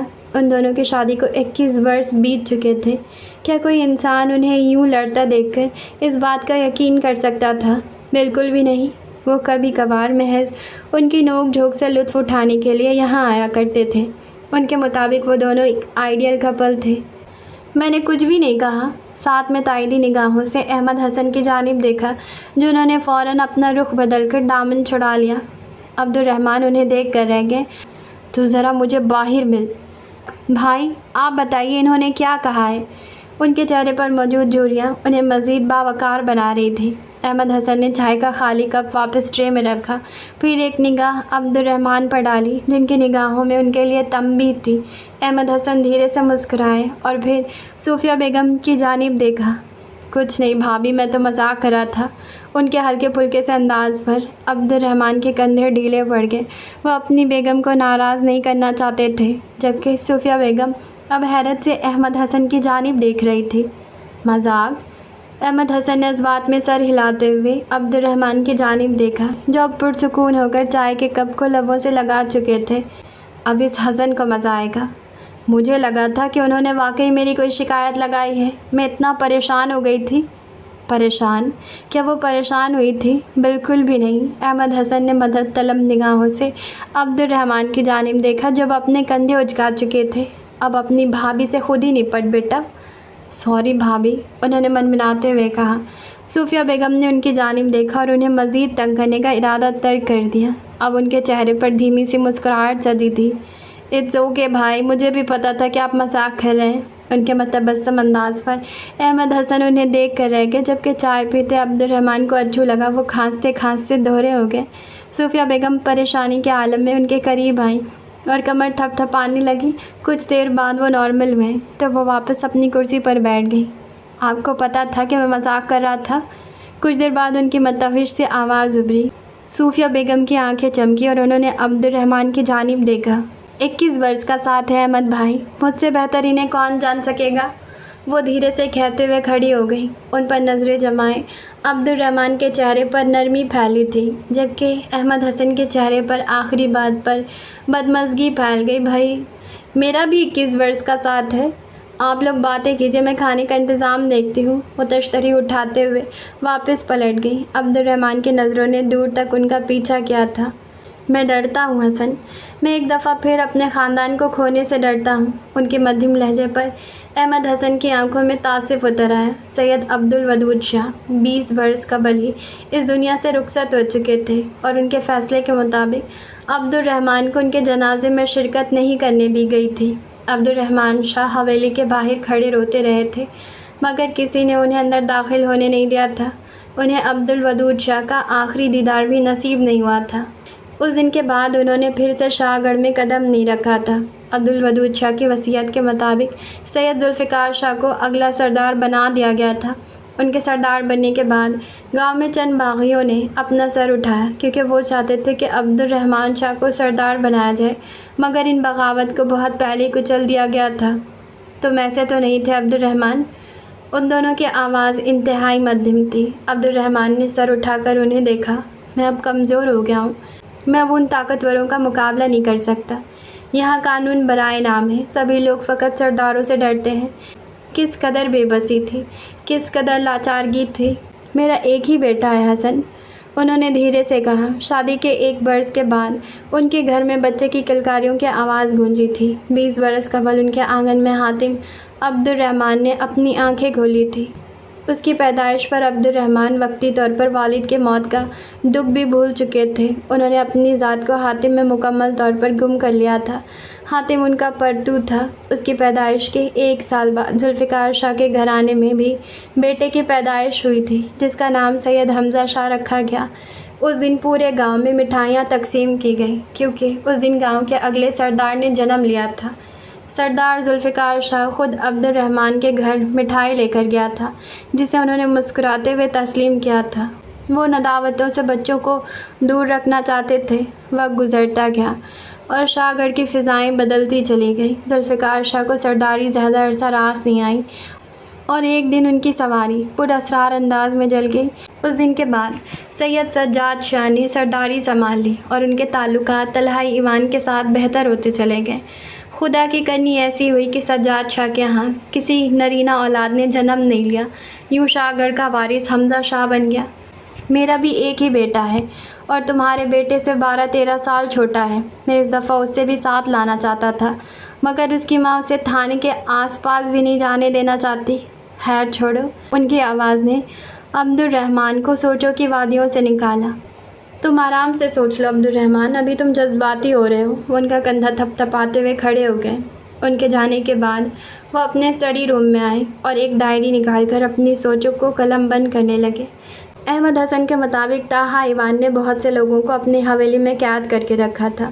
وہ ان سے فصلوں کا کام کروایا کرتا تھا اور پھر سے قید کر دیا کرتا تھا۔ کسی طرح ذوالفقار شاہ کو اس بارے میں معلومات حاصل ہوئیں کہ ان لوگوں میں سے کچھ لوگ شاہ گڑھ سے تعلق رکھتے تھے۔ جب ذوالفقار شاہ نے اپنے لوگوں کا مطالبہ کیا تو طلحہ ایوان نے انکار کر دیا۔ انہی مذاکرات کے درمیان طلحہ ایوان طبعی طور پر موت کا شکار ہو گیا، جس کے نتیجے میں اس کے بیٹے یعنی طلحہ ایوان نے ذوالفقار شاہ کو قیدی بنا لیا۔ سجاد شاہ ان تمام حالات سے واقفیت رکھتے تھے، مگر انہوں نے ذوالفقار شاہ کی واپسی کا مطالبہ نہیں کیا، بلکہ طلحہ ایوان سے گٹھ جوڑ کر کے ذوالفقار شاہ کی موت کا ڈرامہ رچایا۔ یوں ذوالفقار شاہ دنیا کی نظروں میں مر گیا۔ انہوں نے لمبا سانس بھر کر ڈائری بند کی اور کچھ سوچنے لگے۔ حاتم ان دنوں شہر میں رہا کرتا تھا۔ اس ساری رات عبد الرحمن سوچتے رہے تھے اور پھر بالآخر ان لوگوں کو بچانے کا جذبہ ہر چیز پر غالب آ گیا۔ وہ ان سب کو ضرور بچائیں گے۔ حاتم خاموش ہوا تو کمرے میں سناٹا پھیل گیا۔ اس نے آنکھیں اٹھا کر حمزہ کی جانب دیکھا۔ اس کے چہرے کی رنگت خطرناک حد تک سفید ہو چکی تھی۔ حاتم کی نظریں اس کے چہرے سے ہوتے ہوئے اس کی آنکھوں پر پھیل گئیں۔ حمزہ کے ہاتھ لرز رہے تھے، بلکہ مکمل جسم کپکپاہٹ کا شکار تھا۔ حاتم نے تعصب سے اسے دیکھتے ہوئے اس کے ہاتھ تھامنے چاہے، مگر وہ حاتم کا ہاتھ جھٹک چکا تھا۔ اس وقت اسے کسی کا سہارا نہیں چاہیے تھا، اور حاتم عبد الرحمن کا تو بالکل بھی نہیں۔ اگر اس رات حاتم مر جاتا تو یہ راز ہمیشہ کے لیے اس کے ساتھ دفن ہو جاتا۔ اسے بے اختیار ہی خوف نے اپنی لپیٹ میں لے لیا۔ میں انہیں بچا لوں گا۔ اس کے سنجیدہ لہجے پر حمزہ نے آنکھیں اٹھا کر اسے دیکھا۔ وہ اس کے باپ کو کیوں بچائے گا؟ ان کا بیٹا حمزہ تھا اور حمزہ ہی انہیں بچائے گا۔ اب اس معاملے میں وہ حاتم کو دخل اندازی نہیں کرنے دے گا۔ تم شاہ گڑھ کیوں آئے تھے؟ اس کے سوال پر حاتم چونکا۔ اس وقت حمزہ اس سے یہ سوال کیوں پوچھ رہا تھا؟ اس نے بغور حمزہ کے تاثرات دیکھے، جو کہ اب قدر سنبھل چکا تھا۔ وہ میرا علاقہ تھا حمزہ، مجھے وہاں ایک نہ ایک دن تو ضرور لوٹنا تھا۔ بھٹکے ہوئے پرندے جلد یا بدیر اپنے گھونسلے کو ضرور لوٹتے ہیں۔ اور حمزہ نے اس کی بات کاٹی۔ تم یہ سب کیسے جانتے ہو؟ وہ بچپن سے اس جگہ رہا تھا اور آج وہاں کا سردار بھی تھا، مگر اسے یہ ساری باتیں معلوم نہیں تھی۔ پھر حاتم کو یہ سب کیسے معلوم ہوا؟ اور اس کے بابا، وہ اب کہاں تھے؟ انٹرمیڈیٹ کے بعد میں گاؤں واپس آیا تھا، تب بابا نے مجھے ساری سچائی بتا دی تھی، مگر ذوالفقار شاہ کے بارے میں کچھ نہیں بتایا تھا۔ یہ بات مجھے 6 مہینوں پہلے معلوم ہوئی۔ اس نے گہرا سانس بھر کر حمزہ کی جانب دیکھا، جو ہمتن گوش تھا۔ 6 مہینے پہلے میں اپنے پرانے گھر گیا تھا۔ وہاں مجھے ایک خفیہ لاکر ملا جس میں بابا کی ڈائری تھی، اور اسی کے ذریعہ مجھے باقی باتیں معلوم ہوئی۔ حمزہ نے اس بات میں سر ہلایا۔ وہ ایک لمحے کو رکا اور تھوک نکلا۔ میرے بابا اب کہاں ہیں؟ اس کا لہجہ فیصلہ کن تھا۔ وہ اب سارے معاملے کو اپنے انداز میں سلجھانے کا ارادہ رکھتا تھا۔ ایوان حویلی میں طلحہ ان سب قیدیوں کو مارنے کا ارادہ رکھتا ہے۔ حمزہ نے جذبات میں سر ہلایا اور کرسی کو دھکیلتا کھڑا ہو گیا۔ اس کے تاثرات لمحے میں ہی سخت ہوئے، 2 قدم حاتم کے نزدیک آیا۔ اب تم اس معاملے میں دخل اندازی نہیں کرو گے حاتم عبد الرحمن، اور اگر کی تو تم واقعی نہیں بچو گے۔ وہ انگلی اٹھاتا اسے تنبیہ کر رہا تھا۔ حاتم نے ابرو اٹھا کر اسے دیکھا اور لمبا سانس بھرا۔ حمزہ، تم ان لوگوں کی جانوں کو مزید خطرے میں ڈال دو گے۔ حمزہ نے سختی سے اس کی بات کاٹی۔ مجھے باقی لوگوں سے کوئی سروکار نہیں ہے۔ میرا باپ جانے کب سے اس انسان کی قید میں ہے، اور بابا حضور؟ وہ ایک لمحے کے لیے رکا اور پھر واپس بیٹھ گیا۔ بابا حضور بھی ملوث تھے؟ اس کی آواز میں سوال تھا۔ حاتم نے آہستگی سے جذبات میں سر ہلایا۔ وہ دھک سے رہ گیا۔ طاقت اور حکومت کا چکر اسی طرح چلتا ہے حمزہ۔ تمہارے باپ نے سرداری کی خاطر عبد الودود شاہ کو اپنے راستے سے ہٹا دیا، اور سجاد شاہ نے تمہارے باپ کو۔ یہ چکر اسی طرح چلتا رہتا ہے۔ اعتراف لمحہ بلمحہ بوجھل ہوتے جا رہے تھے۔ تمہارے بابا؟ اس نے دانستہ طور پر سوال ادھورا چھوڑ دیا۔ حاتم نے گہرا سانس بھر کر اپنا سر جھکا دیا۔ میرے بابا کو گاؤں سے نکلوانے والے سید ذوالفقار شاہ تھے، اور انہیں موت کے منہ میں پہنچانے والے طلحہ ایوان اور سجاد شاہ تھے۔ بابا کو ذوالفقار شاہ کے بارے میں سبھی کچھ معلوم ہو گیا تھا، اور وہ انہیں طلحہ ایوان کی قید سے نکالنا چاہتے تھے، مگر سجاد شاہ ایسا نہیں چاہتے تھے۔ اس لیے انہوں نے میرے بابا اور حسن انکل کو مروانے کا منصوبہ بنایا۔ میں ہمیشہ سے جانتا تھا کہ میرے باپ کے قاتل کون ہیں، اس نے مدھم لہجے میں کہا۔ حمزہ سفید رنگت کے ساتھ حاتم کے جھکے سر کو دیکھ رہا تھا۔ اس نے دفعتاً گہرا سانس بھرا اور پھر کھڑا ہو گیا۔ وہ حاتم کے نزدیک قدم بڑھا رہا تھا۔ چند لمحوں بعد حاتم نے اپنے سر پر کسی چیز کا بوجھ محسوس کیا۔ اس نے ایک جھٹکے سے سر اٹھا کر اپنے سامنے کھڑے حمزہ کی جانب دیکھا، جو اپنے سر سے دستار اتار کر اس کے سر پر باندھ چکا تھا۔ اس کی آنکھیں حیرت کے باعث پھیل گئیں۔ وہ تیزی سے کرسی کو پیچھے کی جانب دھکیلتا کھڑا ہوا۔ ہلکی قطعی شلوار قمیض میں ملبوس حاتم عبد الرحمن کے سر پر شاگرد کی دستار بندھی تھی۔ حمزہ اسے بے تاثر نگاہوں سے تک رہا تھا، مگر اس کے دل نے کہا تھا کہ یہ دستار عبد الرحمن کے سر پر بندھی اچھی لگ رہی تھی، یوں جیسے وہ دستار اصل حقدار کے پاس پہنچ گئی ہو۔ حمزہ کو حیرت سے تکتے ہوئے حاتم کو کسی کے چند الفاظ یاد آئے تھے۔ اس عورت کے بطن سے پیدا ہونے والی تمہاری کوئی اولاد شاہ حویلی کو پار نہیں کر سکے گی، اور نہ ہی یہ دستار اس کے سر پر سجے گی۔ حاتم نے بے اختیار ہی لمبا سانس بھرا تھا۔ پھر اس نے دستار اپنے سر سے اتار کر حمزہ کو دینی چاہی، مگر وہ پیچھے ہٹ گیا۔ اسے اب یہ دستار نہیں چاہیے تھا۔ اس ایک دستار کے پیچھے جانے کتنے قتل کیے گئے تھے، اور کتنے ہی لوگ تباہ و برباد ہوئے تھے۔ حاتم چند پل اسے دیکھتا رہا اور پھر آگے بڑھ کر دستار میز پر رکھ دی۔ یہ وہ دستار تھی جس کے لیے باپ بیٹے میں لڑائی کروائی گئی تھی، جس کے لیے 2 بھائی آپس میں لڑ پڑے تھے، اور آج وہی دستار اپنے سر پر سجانے کے لیے کوئی تیار نہیں تھا۔ قدرت کے کھیل بھی کتنے عجیب ہوتے ہیں۔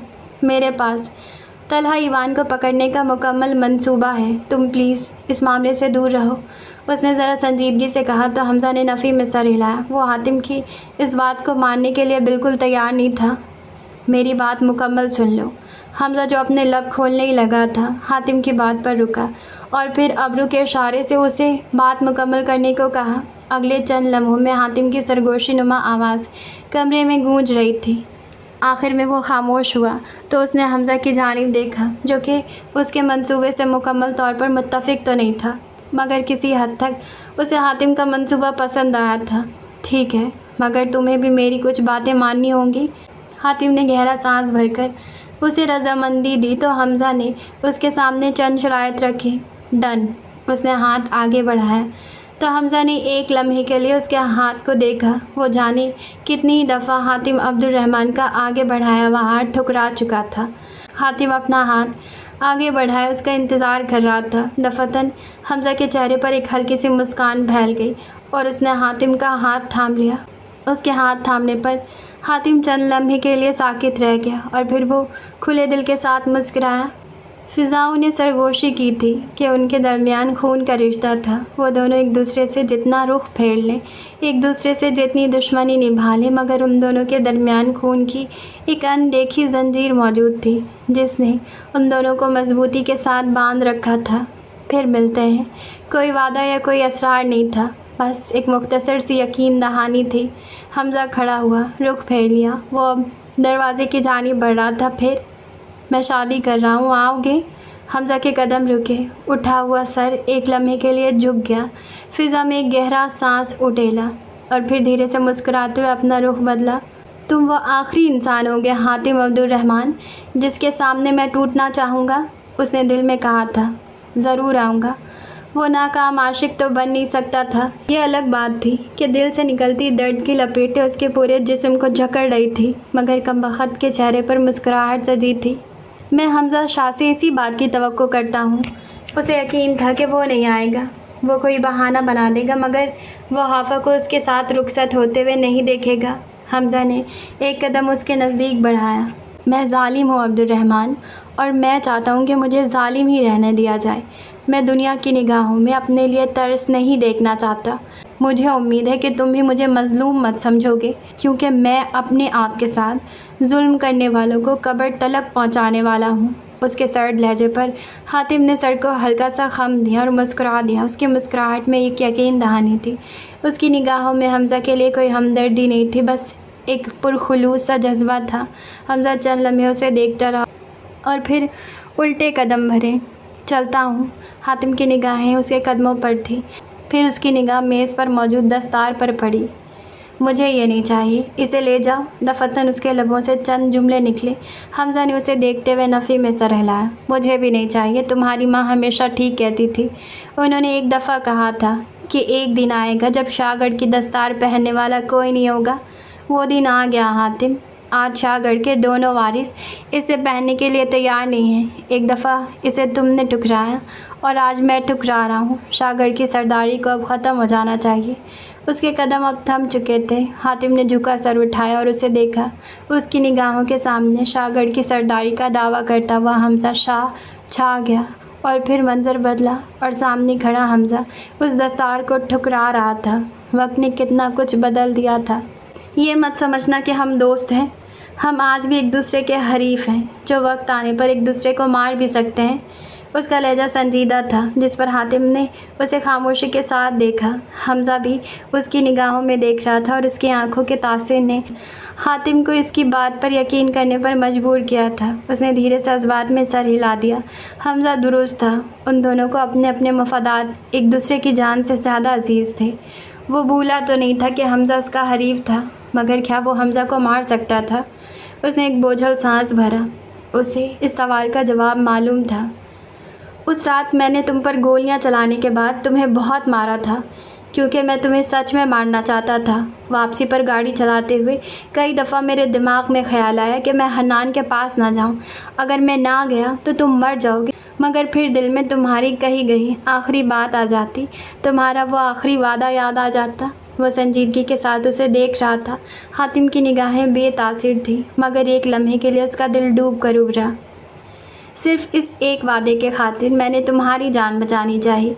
अब मुझसे मज़ीद रहम दिली की तवक्को मत करना। वो बोलते बोलते रुका और उसकी आंखों में देखा, क्योंकि अब जो राज सिर्फ तुम तक महदूद था अब मुझ तक भी पहुंच चुका है। इसलिए अपनी हिफाजत करना ASP।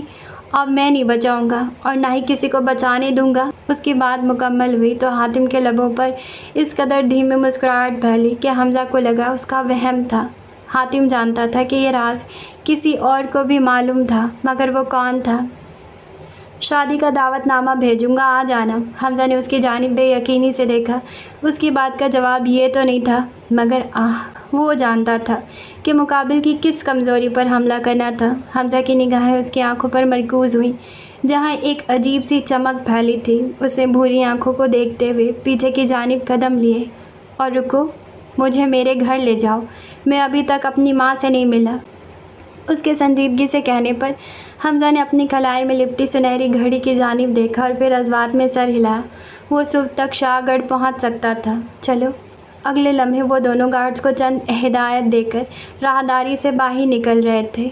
एक दूसरे के साथ कदम उठाते वो दोनों शाहगढ़ के वारिस थे, और उन दोनों ने ही शाहगढ़ की दस्तार को ठुकरा दिया था। رات کا تیسرا پہر اپنے اختتام کو پہنچنے والا تھا۔ گہرے نیلے آسمان کے کناروں کو دھند کے بادلوں نے اپنے گہرے میں لے رکھا تھا۔ فضا میں اس قدر سناٹا چھایا تھا کہ کسی کے سانس لینے کی آواز بھی گونج پیدا کرتی تھی۔ ہر جانب سرمئی اندھیرا بکھرا ہوا تھا۔ ایسے میں اندرون لاہور کے ایک چھوٹے سے محلے کی وہ گلی ایک گہری خاموشی میں سانس لیتے ہوئے آسمان سے اترتی خنکی کو برداشت کر رہی تھی۔ یکایک اس نے اپنا دم سادھ لیا۔ دور کہیں سے پہیوں کی چڑچڑاتی آواز اس کی سماعت میں پڑی تھی، اور پھر گلی کے کنارے پر ایک سیاہ گاڑی تھمی۔ گلی نے غور سے اس افتاد کی جانب دیکھا، اور پھر اسے اپنے سینے پر کسی کے قدموں کی دھمک محسوس ہوئی۔ گاڑی سے نکلتا ایک ہیولا اس گلی میں داخل ہو چکا تھا۔ وہ چند لمحے اسے شکی نگاہوں سے دیکھتی رہی، اور پھر سکون سے اپنی آنکھیں مون لی۔ وہ نوورٹ کو پہچانتی تھی۔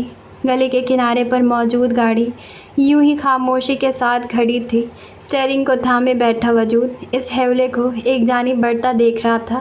اس نے گہرا سانس بھرا اور سیٹ سے ٹیک لگا کر اپنی آنکھیں مون لی۔ البتہ اس کے حواس چوکنا تھے۔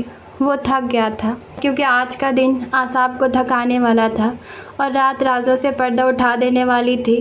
اسے اپنے کندھوں پر کئی رازوں کا بوجھ محسوس ہو رہا تھا۔ اس نے دھیرے سے آنکھیں کھول کر اس ہیولے کی جانب دیکھا جو اب ایک گھر کے دروازے کے باہر ساکت کھڑا تھا۔ اس لمحے اسے تعجب ہوا تھا کہ وہ انسان اس قدر خاموشی کے ساتھ اتنے بوجھل رازوں کا بوجھ کیسے اٹھائے ہوئے تھا۔ اس نے ہولے سے اس کے اٹھے ہوئے کندھوں کو دیکھا۔ اس انسان کے کندھے ان رازوں کے بوجھ تلے دب کیوں نہیں گئے تھے؟ اس نے گہرا سانس بھر کر اپنی پلکیں مون لی، اور وہ ساری رات جھاگنے کا عادی تھا، مگر اس پہر اس کے اعصاب جھنجھلا رہے تھے۔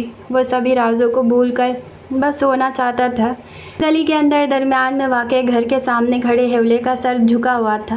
وہ فجر سے پہلے واپس جانا چاہتا تھا، مگر ابھی تو اسے اندر داخل ہونے میں دقت پیش آ رہی تھی۔ دروازہ اندر سے مقفل تھا، مگر مشکل یہ نہیں تھی، وہ اپنی ٹریننگ کے دوران کئی فٹ اونچی دیواریں پھلانگ چکا تھا۔ اسے مختلف اوزاروں سے بند دروازے کھولنے میں مہارت حاصل تھی۔ وہ ہتھیاروں کا استعمال بہتر طریقے سے جانتا تھا، اور بنا ہتھیار کے بھی اگلے انسان کو موت کے منہ میں پہنچانے کا ماہر تھا۔ وہ اپنے سامنے موجود دروازے کو توڑ سکتا تھا، مگر وہ اپنے ہی گھر کے دروازے کو توڑنا نہیں چاہتا تھا۔ اس نے گہرا سانس بھرا۔ اسے ماں کا سامنا کرنے سے بھی ڈر لگ رہا تھا۔ حاتم عبد الرحمن دشمن سے نہیں ڈرتا تھا، مگر وہ اس پل سے خوف زدہ تھا۔ وہ جانتا تھا کہ وہ صوفیہ بیگم کے سامنے کوئی دلیل، کوئی تعویل پیش نہیں کر سکے گا۔ اس کی زبان لکنت کا شکار ہو جائے گی، الفاظ اس کے لبوں سے نکلنے سے انکاری ہو جائیں گے۔ وہ انہیں کیا توجیہ پیش کرے گا؟ اس نے ایک ٹھنڈی آہ بھری اور ایک نظر دیوار پر ڈالی۔ حاتم اپنے ہی گھر میں چوروں کی طرح داخل ہو گئے؟ اس نے نفی میں سر ہلاتے ہوئے دیوار پر جست لگائی، اور اگلے ہی لمحے گھر کے اندر چھلانگ لگا چکا تھا۔ اس کے چھلانگ لگاتے ہی گلی میں آواز گونجی۔ گھر کے اندر دیوار کے ساتھ کھڑا حاتم خاموشی کے ساتھ آنگن کو دیکھ رہا تھا۔ گھر میں موجود تمام بتیاں گل تھیں، اس لیے ہر جانب سرمئی اندھیرا پھیلا تھا۔ وہ دھیرے سے چلتا ہوا آنگن کے وسط میں موجود نیم کے درخت کے قریب آیا، پھر نہایت محبت کے ساتھ اس کے تنے پر اپنا ہاتھ پھیرا۔ ایک ٹھنڈا سا احساس حاتم کے اندر تک پھیل گیا۔ اس نے سر اٹھا کر درخت کی پھیلی شاخوں کو دیکھا اور پھر آگے بڑھ گیا۔ ہر قدم کے ساتھ اس کے اندر صوفیہ بیگم کا احساس بڑھتا جا رہا تھا۔ دفتن وہ برآمدے سے گزرتا ہوا صوفیہ بیگم کے کمرے کے سامنے جا رکا۔ وہ چند لمحے وہاں کھڑا رہا، چند الفاظ اکٹھے کرتا رہا، مگر وہ یہ بھی جانتا تھا کہ اس کی یہ کوشش بے سود جائے گی، اس لیے ہمت کر کے دروازے کو دھکیلا، مگر اگلے ہی پل وہ رک گیا۔ اس کا منہ صدمے کے باعث کھل گیا۔ اندر صوفیہ بیگم، ایک پولیس افسر کی بیوہ اور دوسرے پولیس افسر کی ماں ہونے کا مجسم ثبوت پیش کرتے ہوئے دروازے کو لاک لگانے کے بجائے چٹکنی گرائے خواب خرگوش کے مزے لے رہی تھی۔ حاتم کی حیرت اگلے پل ہی زائل ہوئی، اور پھر اس کا جی چاہا کہ وہ قہقہا لگا اٹھے، آہ ماں! اسے اپنی ماں پر پیار آیا تھا۔ وہ نفی میں سر ہلاتے ہوئے برآمدے میں کھلتی کھڑکی کی جانب آیا۔ اس نے ہاتھ بڑھا کر کھڑکی کے پٹ وا کرنے چاہے تو وہ کھلتی چلی گئی۔ اس نے گہرا سانس بھرا۔ شکر ہے ماں، آپ نے کہیں سے تو اپنے بیٹے کے لیے کوئی راستہ چھوڑا۔ وہ بڑبڑایا، پھر کھلی ہوئی کھڑکی کی جانب دیکھا वो अभी कसदन बिस्तर में मौजूद सूफिया बेगम की जानिब देखने से एहतराज़ बरत रहा था। उसने एक निगाह खिड़की से थोड़ा फासले पर मौजूद मेज़ पर डाली। अब उसे मालूम था उसे क्या करना है। उसने खिड़की की जालियों में से हाथ गुजार कर मेज़ की जानिब बढ़ाया। थोड़ी तगो-दू के बाद उसका हाथ मेज़ तक पहुंच गया। उसने उचटती निगाह सूफिया बेगम पर डाली और फिर मेज़ पर मौजूद गुलदान ज़मीन पर गिरकर किरची किरची हो चुका था। एक पल की देरी किए बगैर हातिम बरामदे में धरी चारपाइयों की ओट में छुपा था। अगले ही लम्हे उसे खिड़की से कमरा रोशन होता हुआ दिखाई दिया। हातिम दम साधे चौकन्ना हुआ बैठा था। अगले ही पल दरवाजे की चटखनी गिरी और सूफिया बेगम हाथ में गुलदान लिए बाहर की जानिब बढ़ी। कौन? उनकी सख्त आवाज़ घर में गूंजी तो हातिम धीरे से मुस्कुरा दिया। अब सूफिया बेगम बरामदे से निकलती सहन में नज़र दौड़ा रही थी। गुलदान पर गिरफ्त अभी भी मजबूत थी। हातिम ने उनकी लाइलमी से फ़ायदा उठाते हुए धीरे से कमरे की जानिब कदम बढ़ाए। चंद लम्हों बाद वो बिना छाप पैदा किए कमरे के अंदर दाखिल हो चुका था। कोई बिल्ली होगी, उनकी आवाज़ हातिम को करीब आती महसूस हुई। वो धीरे से बेस के करीब झुक गया। सूफिया बेगम अंदर दाखिल हुई और अब दोबारा से चटकनी चढ़ा दी। फिर उसकी निगाह खुली खिड़की की जानिब पड़ी। उन्होंने बेइख्तियार अपनी लापरवाही को कोसा। खिड़की के दोनों पट बंद करके उनकी चटकनी चढ़ाने के बाद वह भी गुलदान मेज़ पर रखने ही लगी थी कि उनकी गर्दन के बाल खड़े हुए। यकायक उनके अंदर किसी एहसास ने अपने पंजे गढ़े। वो मतहविश सी पलटी और फिर उनके हाथ में मौजूद गुलदान भी ज़मीन बोस हो गया। निबान के ऐन सामने खड़े हातिम ने अफसोस के साथ नफ़ी में सर हिलाया। मैंने आपके 2 वासिस का नुकसान करवा दिया। उसने ज़मीन पर फैली किरचियों को देखते हुए ताज़ियती अंदाज में कहा। सूफिया बेगम दम साधे उसे देख रही थी। उनका सांस कहीं हलक में ही अटक कर रह गया था। कोई बात नहीं, मैं नए ले दूँगा, उसने उनके हैरत ज़दा चेहरे को देखते हुए यासियत से कहा। सूफिया बेगम अभी तक पलके झपके बगैर उसे देख रही थी। वो ये समझने की कोशिश कर रही थी कि क्या हातिम वाकई उनके सामने मौजूद था या फिर यह महज उनका ख्वाब था। चंद पल यूं ही गुजर गए और फिर यकायक उनके चेहरे पर हैरत की जगह गुस्से ने ले ली और वो सुर्ख चेहरे के साथ हातिम के करीब पहुंची। अगले ही पल वो एड़ियों के बल ऊपर होकर हातिम का कान थाम चुकी थी। हातिम बेसाख्ता ही नीचे झुका। माँ, कहाँ न नहीं ले दूँगा, वो चिल्लाते हुए कह रहा था। सूफिया बेगम की गिरफ्त इंतहाई मजबूत थी। हातिम को लगा उसका कान उनके हाथ में आ जाएगा। शट अप, हातिम ने अपने लब दबाए ताकि सूफिया बेगम उसकी हंसी न देख लें। माँ, दर्द हो रहा है, वो एक दफ़ा फिर चिल्लाया। सूफिया बेगम ने नफ़ी में सर हिलाते हुए उसे बेड की जानिब घसीटा और वह ताबेदारी के साथ उनके पीछे चलता रहा। सूफिया बेगम ने फूलते हुए सांस के साथ उसे बेड की जानिब धक्का दिया तो वो बिना एतराज़ किए वहाँ बैठ गया। उसने सूफिया बेगम को लंबे सांस भरते हुए देखा तो साइड टेबल पर मौजूद ग्लास में जग से पानी उंडेला और फिर उनकी जानिब बढ़ाया। सूफिया बेगम गहरे सांस भरते हुए उसकी जानिब सख्त निगाहों से देखा तो उसने धीरे से हंसते हुए ग्लास मेज़ पर रख दिया। सूफिया बेगम अभी भी तादीबी निगाहों से उसे घूर रही थी, जिनका उस पर यकीनन कोई असर नहीं हो रहा था। उम्र क्या है तुम्हारी? कुछ देर बाद उनका सख्त सा सवाल गूंजा। हातिम ने नाफहमी से उनकी जानिब देखा। जी? सूफिया बेगम 2 कदम नज़दीक आई और उसकी मजबूत जसामत और उठे हुए कंधे को देखा। तुम्हारी उम्र क्या है? हातिम ने जज्बात में सर हिलाया तो वो तफ्तीश कर रही थी। 12 नवंबर को 32 बरस का हुआ था। सूफिया बेगम ने 2 कदम पीछे की जानिब लिए। कद कितना है? हातिम के चेहरे पर अब वाज़ेह ना समझी थी। उन सवालात का मकसद क्या था? 6 फीट 1 इंच? सूफिया बेगम ने जज्बात में सर हिलाया। तो 32 साला हातिम अब्दुर्रहमान, आपकी 6 फीट 1 इंच की मजबूत जसामत भी आपको दुश्मन से रूपोश रहने से रोक नहीं सकी। उनका लहजा तंजिया था जबकि तनफ़ुस तेज़ हो रहा था। हातिम खामोशी के साथ उन्हें देखता रहा। सूफिया बेगम बिगड़ते तासरात के साथ उसे ही देख रही थी जबकि वो खामोश था। कमरे में सन्नाटा छाया रहा। आई एम सॉरी माँ, यकायक उसने अपना सर झुका लिया। सूफिया बेगम सिकुड़ी हुई आंखों के साथ उसके झुके सर को देखती रहीं और फिर उनकी आंखों में नमी की लहर चमकी और दिल सिकुड़ कर फैला। वो बाकी मर्दों की तरह अपनी गलती को अना का मसला नहीं बनाता था, बल्कि जहाँ उसे अपनी गलती दिखाई देती थी वहाँ माफ़ी मांग लेता था और जहाँ उसकी गलती नहीं होती थी वहाँ ठहरता नहीं था। वो धीरे से चलते हुए उसके करीब आई, चंद पल उसके झुके सर को देखा اور پھر اس کے گردن کے گرد بازو پھیلا کر اسے اپنے ساتھ لگا لیا۔ ان کی تھوڑی سی ٹپکتے آنسو حاتم کے بالوں میں گم ہوتے جا رہے تھے۔ حاتم لب بھیجے ان کی مدھم سسکیاں سن رہا تھا۔ کیوں؟ ان کی ہچکی بھری۔ تم نے ایسا کیوں کیا میرے بچے؟ ان کا لہجہ بھر آیا تھا۔ انہیں 6 مہینوں کی اپنی اذیت یاد آئی۔ انہوں نے محسوس کیا تھا کہ اپنے اکلوتے بیٹے کی میت کو اپنی آنکھوں کے سامنے دیکھنا کیسا ہوتا ہے۔ میں کوما میں تھا ماں، مجھے کل ہی ہوش آیا ہے۔ اس کے دھیرے سے کہنے پر صوفیہ بیگم کا کلیجہ کانپ اٹھا۔ انہوں نے اس کے چہرے کو والہانہ انداز میں اپنے ہاتھوں کے پیالے میں بھرا۔ حاتم کی نگاہیں اٹھی اور ان کے پرنم چہرے پر جم گئیں۔ اس کے اندر تک سکون پھیل گیا۔ اللہ نے ماں کے چہرے میں کس قدر سکون رکھا ہے۔ کیسے؟ تم ٹھیک تو ہو؟ ان کی نظریں بے چینی سے اس کے وجود پر پھیلی۔ حاتم نے ان کے چہرے پر پھیلے اضطراب کو دیکھا اور پھر جذبات میں سر ہلایا۔ اگر اسے موقع ملتا تو وہ وقت کو پیچھے لے جا کر اپنی غلطی کو سدھار لیتا، اپنے خاندان کو اس اذیت سے بچا لیتا۔ ہاں، اب سوچنے پر اسے حمزہ سے اپنے آپ پر حملہ کروانا غلط لگ رہا تھا۔ اگر اس وقت اس کے حواس ٹھیک طریقے سے کام کرتے تھے، اسے سمجھ میں آتا کہ ان لوگوں سے بچنے کے اور بھی بہت سے طریقے تھے۔ اس کی غلطی کی وجہ سے اس کے 6 مہینے ضائع ہو گئے اور اس کے خاندان کو 6 مہینے کی اذیت سہنی پڑی۔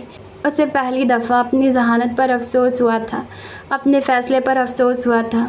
میں بالکل ٹھیک ہوں ماں، اس نے ان کے دونوں ہاتھوں کو اپنے لبوں سے چھوتے ہوئے کہا۔ صوفیہ بیگم کے چہرے پر تشکر کی لہر پھیل گئی۔ آپ آرام سے بیٹھ جائیے، پھر مجھے واپس بھی جانا ہے، اس نے انہیں اپنے ساتھ بٹھاتے ہوئے کہا۔ آخری جملہ ادا کرتے ہوئے وہ ان سے آنکھیں نہیں ملا سکا تھا۔ صوفیہ بیگم کے چہرے پر اضطراب اور بے چینی پھیل گئی۔ انہوں نے نفی میں سر ہلاتے ہوئے اس کی جانب دیکھا۔ میں اب تمہیں کہیں نہیں جانے دوں گی۔ ان کے دل کو پھر سے ڈر نے اپنے حصار میں لے لیا۔ وہ اب اپنے بیٹے کو کہیں نہیں جانے دیں گی، وہ اسے ساری دنیا سے چھپا لیں گی۔ حاتم نے بمشکل سر اٹھا کر ان کی جانب دیکھا اور اپنے ارادے کو کمزور نہیں کرنا چاہتا تھا۔ ماں، میرا جانا ضروری ہے، میں صوفیہ بیگم نے سختی کے ساتھ ان کی بات کاٹی۔ کیوں غیر لوگوں کی خاطر اپنے آپ کو خطرے میں ڈال رہے ہو؟ وہاں تمہارا کوئی نہیں ہے، ہمیں وہاں سے نکال دیا گیا تھا۔ حاتم، تم یہ بات بار بار کیوں بھول جاتے ہو؟ وہ ترشی کے ساتھ کہتے کہتے لمبے سانس بھرنے لگی۔ غصے کی وجہ سے ان کا تنفس بگڑ رہا تھا۔ حاتم دھیرے سے اٹھا اور پانی کا گلاس ان کی جانب بڑھایا۔ اس کا چہرہ سنجیدگی لیے ہوئے تھا۔ صوفیہ بیگم نے اب کی بار بنا کسی اعتراض کے پانی کا گلاس تھام لیا۔ تم واپس نہیں جا رہے حاتم؟ پانی کے چند گھونٹ بھرنے کے بعد انہوں نے حتمی انداز میں کہا۔ حاتم نے خاموشی سے ان کے ہاتھ سے گلاس تھاما اور واپس میز پر رکھ دیا۔ صوفیہ بیگم کو اس کی خاموشی مزید غصہ دلا رہی تھی۔ سو جائیے، میں پھر آؤں گا، وہ دھیرے سے کہتے ہوئے کھڑا ہوا۔ صوفیہ بیگم نے ایک نگاہ اس کے پشت پر ڈالی اور پھر اس کے پہلو سے گزرتے ہوئے اس کے سامنے جا کھڑی ہوئی۔ حاتم سر جھکا زمین کو دیکھ رہا تھا۔ کیوں خود کو خطرے میں ڈال رہے ہو حاتم؟ وہ لوگ تمہارے نہیں ہیں، وہ اس قابل نہیں ہیں کہ تم ان کی خاطر اتنی جد و جہد کرو۔ اب کی بار انہوں نے لہجہ دھیما رکھا تھا۔ حاتم چند لمحے خاموش کھڑا رہا اور پھر اپنا سر اٹھایا۔ اس کی آنکھوں میں نمی کی دبیز لہر چمک رہی تھی۔ ماں، میرے کندھوں پر ایسا بوجھ ہے جس کے نیچے میرا وجود دب گیا ہے۔ جب تک اپنا فرض ادا نہ کر لوں تب تک میرے کندھے اس بوجھ سے آزاد نہیں ہوں گے۔ آنسوؤں کا گولا اس کے حلق میں پھنسا۔ پھر ایک بوجھل سانس ہوا کے سپرد کی۔ میں مرنے سے پہلے اس راز کے قرض سے سبق دوش ہونا چاہتا ہوں۔ میں قیامت کے دن رب کے سامنے جھکے کندھوں کے ساتھ پیش نہیں ہو سکتا۔ میرا فرض اور قرض مجھے پکار رہا ہے ماں۔ وہ 2 قدم نزدیک آیا اور جھک کر ان کے دونوں کندھے ہاتھ تھام لیے۔ صوفیہ بیگم خاموشی سے آنسو بہا رہی تھی۔ مجھے اس پکار پر لبیک کہنا ہے ماں، پلیز مجھے دعاؤں کے ساتھ رخصت کیجیے تاکہ میں اپنے مقصد میں کامیاب ہو سکوں۔ وہ گہرا سانس بھر کر خاموش ہو گیا۔ وہ خود میں مزید کچھ کہنے کی سکت نہیں رکھتا تھا۔ اس کے دل پر بوجھ بڑھتا جا رہا تھا۔ تم واپس آؤ گے نا؟ ان کے لہجے سے ڈر جھلک رہا تھا۔ حاتم مسکرا نہ سکا۔ اس نے ان کے ہاتھوں پر ایک بوسہ دیا اور پھر اپنے ساتھ لگا لیا۔ انشاءاللہ۔ ایک آنسو اس کی آنکھوں کے گوشے سے نکلا تھا۔ اللہ تمہارا حامی و ناصر ہو، جاؤ اور فتح کے ساتھ لوٹنا، انہوں نے اپنا دل بڑا کر کے مضبوط لہجے میں کہا۔ حاتم کے لبوں پر مسکان پھیلی اور پھر اپنا سر جذبات میں ہلایا۔ فی امان اللہ۔ حاتم دروازے کی جانب بڑھا اور پھر اس کے قدم رکے۔ اس نے گردن موڑ کر کھڑکی کی جانب دیکھا۔ ماں، آپ کو دروازے کے ساتھ ساتھ کھڑکی بھی بند کر کے سونا چاہیے۔ اس کا لہجہ متبسم تھا۔ صوفیہ بیگم نے اس کی بات کو سمجھ کر مدھم کہکہا لگایا۔ گھر سے نکلتے ہوئے حاتم نے ایک نگاہ ساتھ والے گھر پر ڈالی اور پھر وہ لمبا سانس بھر کر رہ گیا۔ اگلے چند لمحوں میں صوفیہ بیگم داخلی دروازے پر تنہا کھڑی تھی، جبکہ سناٹے میں گاڑی سٹارٹ ہونے کی مدھم آواز گونجی۔ گلی نے ناگواری کے ساتھ گاڑی چلاتے حمزہ کو دیکھا تھا۔ جاری ہے۔ کیوں بھائی گلی ناگواری سے کیوں دیکھ رہی ہو حمزہ کو؟ تمہیں کیا دقت ہے حمزہ سے؟ رائٹر نے پوری کوشش کی ہے کہ ریڈرز کو حمزہ سے نفرت ہو جائے۔ بہت سارے لوگوں کو حمزہ سے نفرت بھی ہوگی اور اس کو پیش بھی اس طرح سے کیا جا رہا ہے کہ وہ اچھا نہیں ہے۔ ہاں اچھا نہیں ہے، پر پتہ نہیں کیوں نہیں، ہمیں برائی کو سپورٹ نہیں کرنا چاہیے۔ وہ برا ہے، بہت ساری اس کے اندر بری عادتیں ہیں، لیکن چاہے کچھ بھی بولو ہٹ کر ہے وہ حمزہ۔ اور رات کے 3 سے زیادہ کا وقت ہو گیا، میں اور باتیں نہیں کر سکتی، تو آج کے لیے بس اتنا ہی۔ جو باتیں میں نے نہیں کی ہیں، جو جتنی امپورٹنٹ باتیں ہیں وہ آپ سارے لوگ کمنٹس میں کر دینا۔ آج کے لیے بس اتنا ہی، ہم ملیں گے کل۔ Okay tata bye.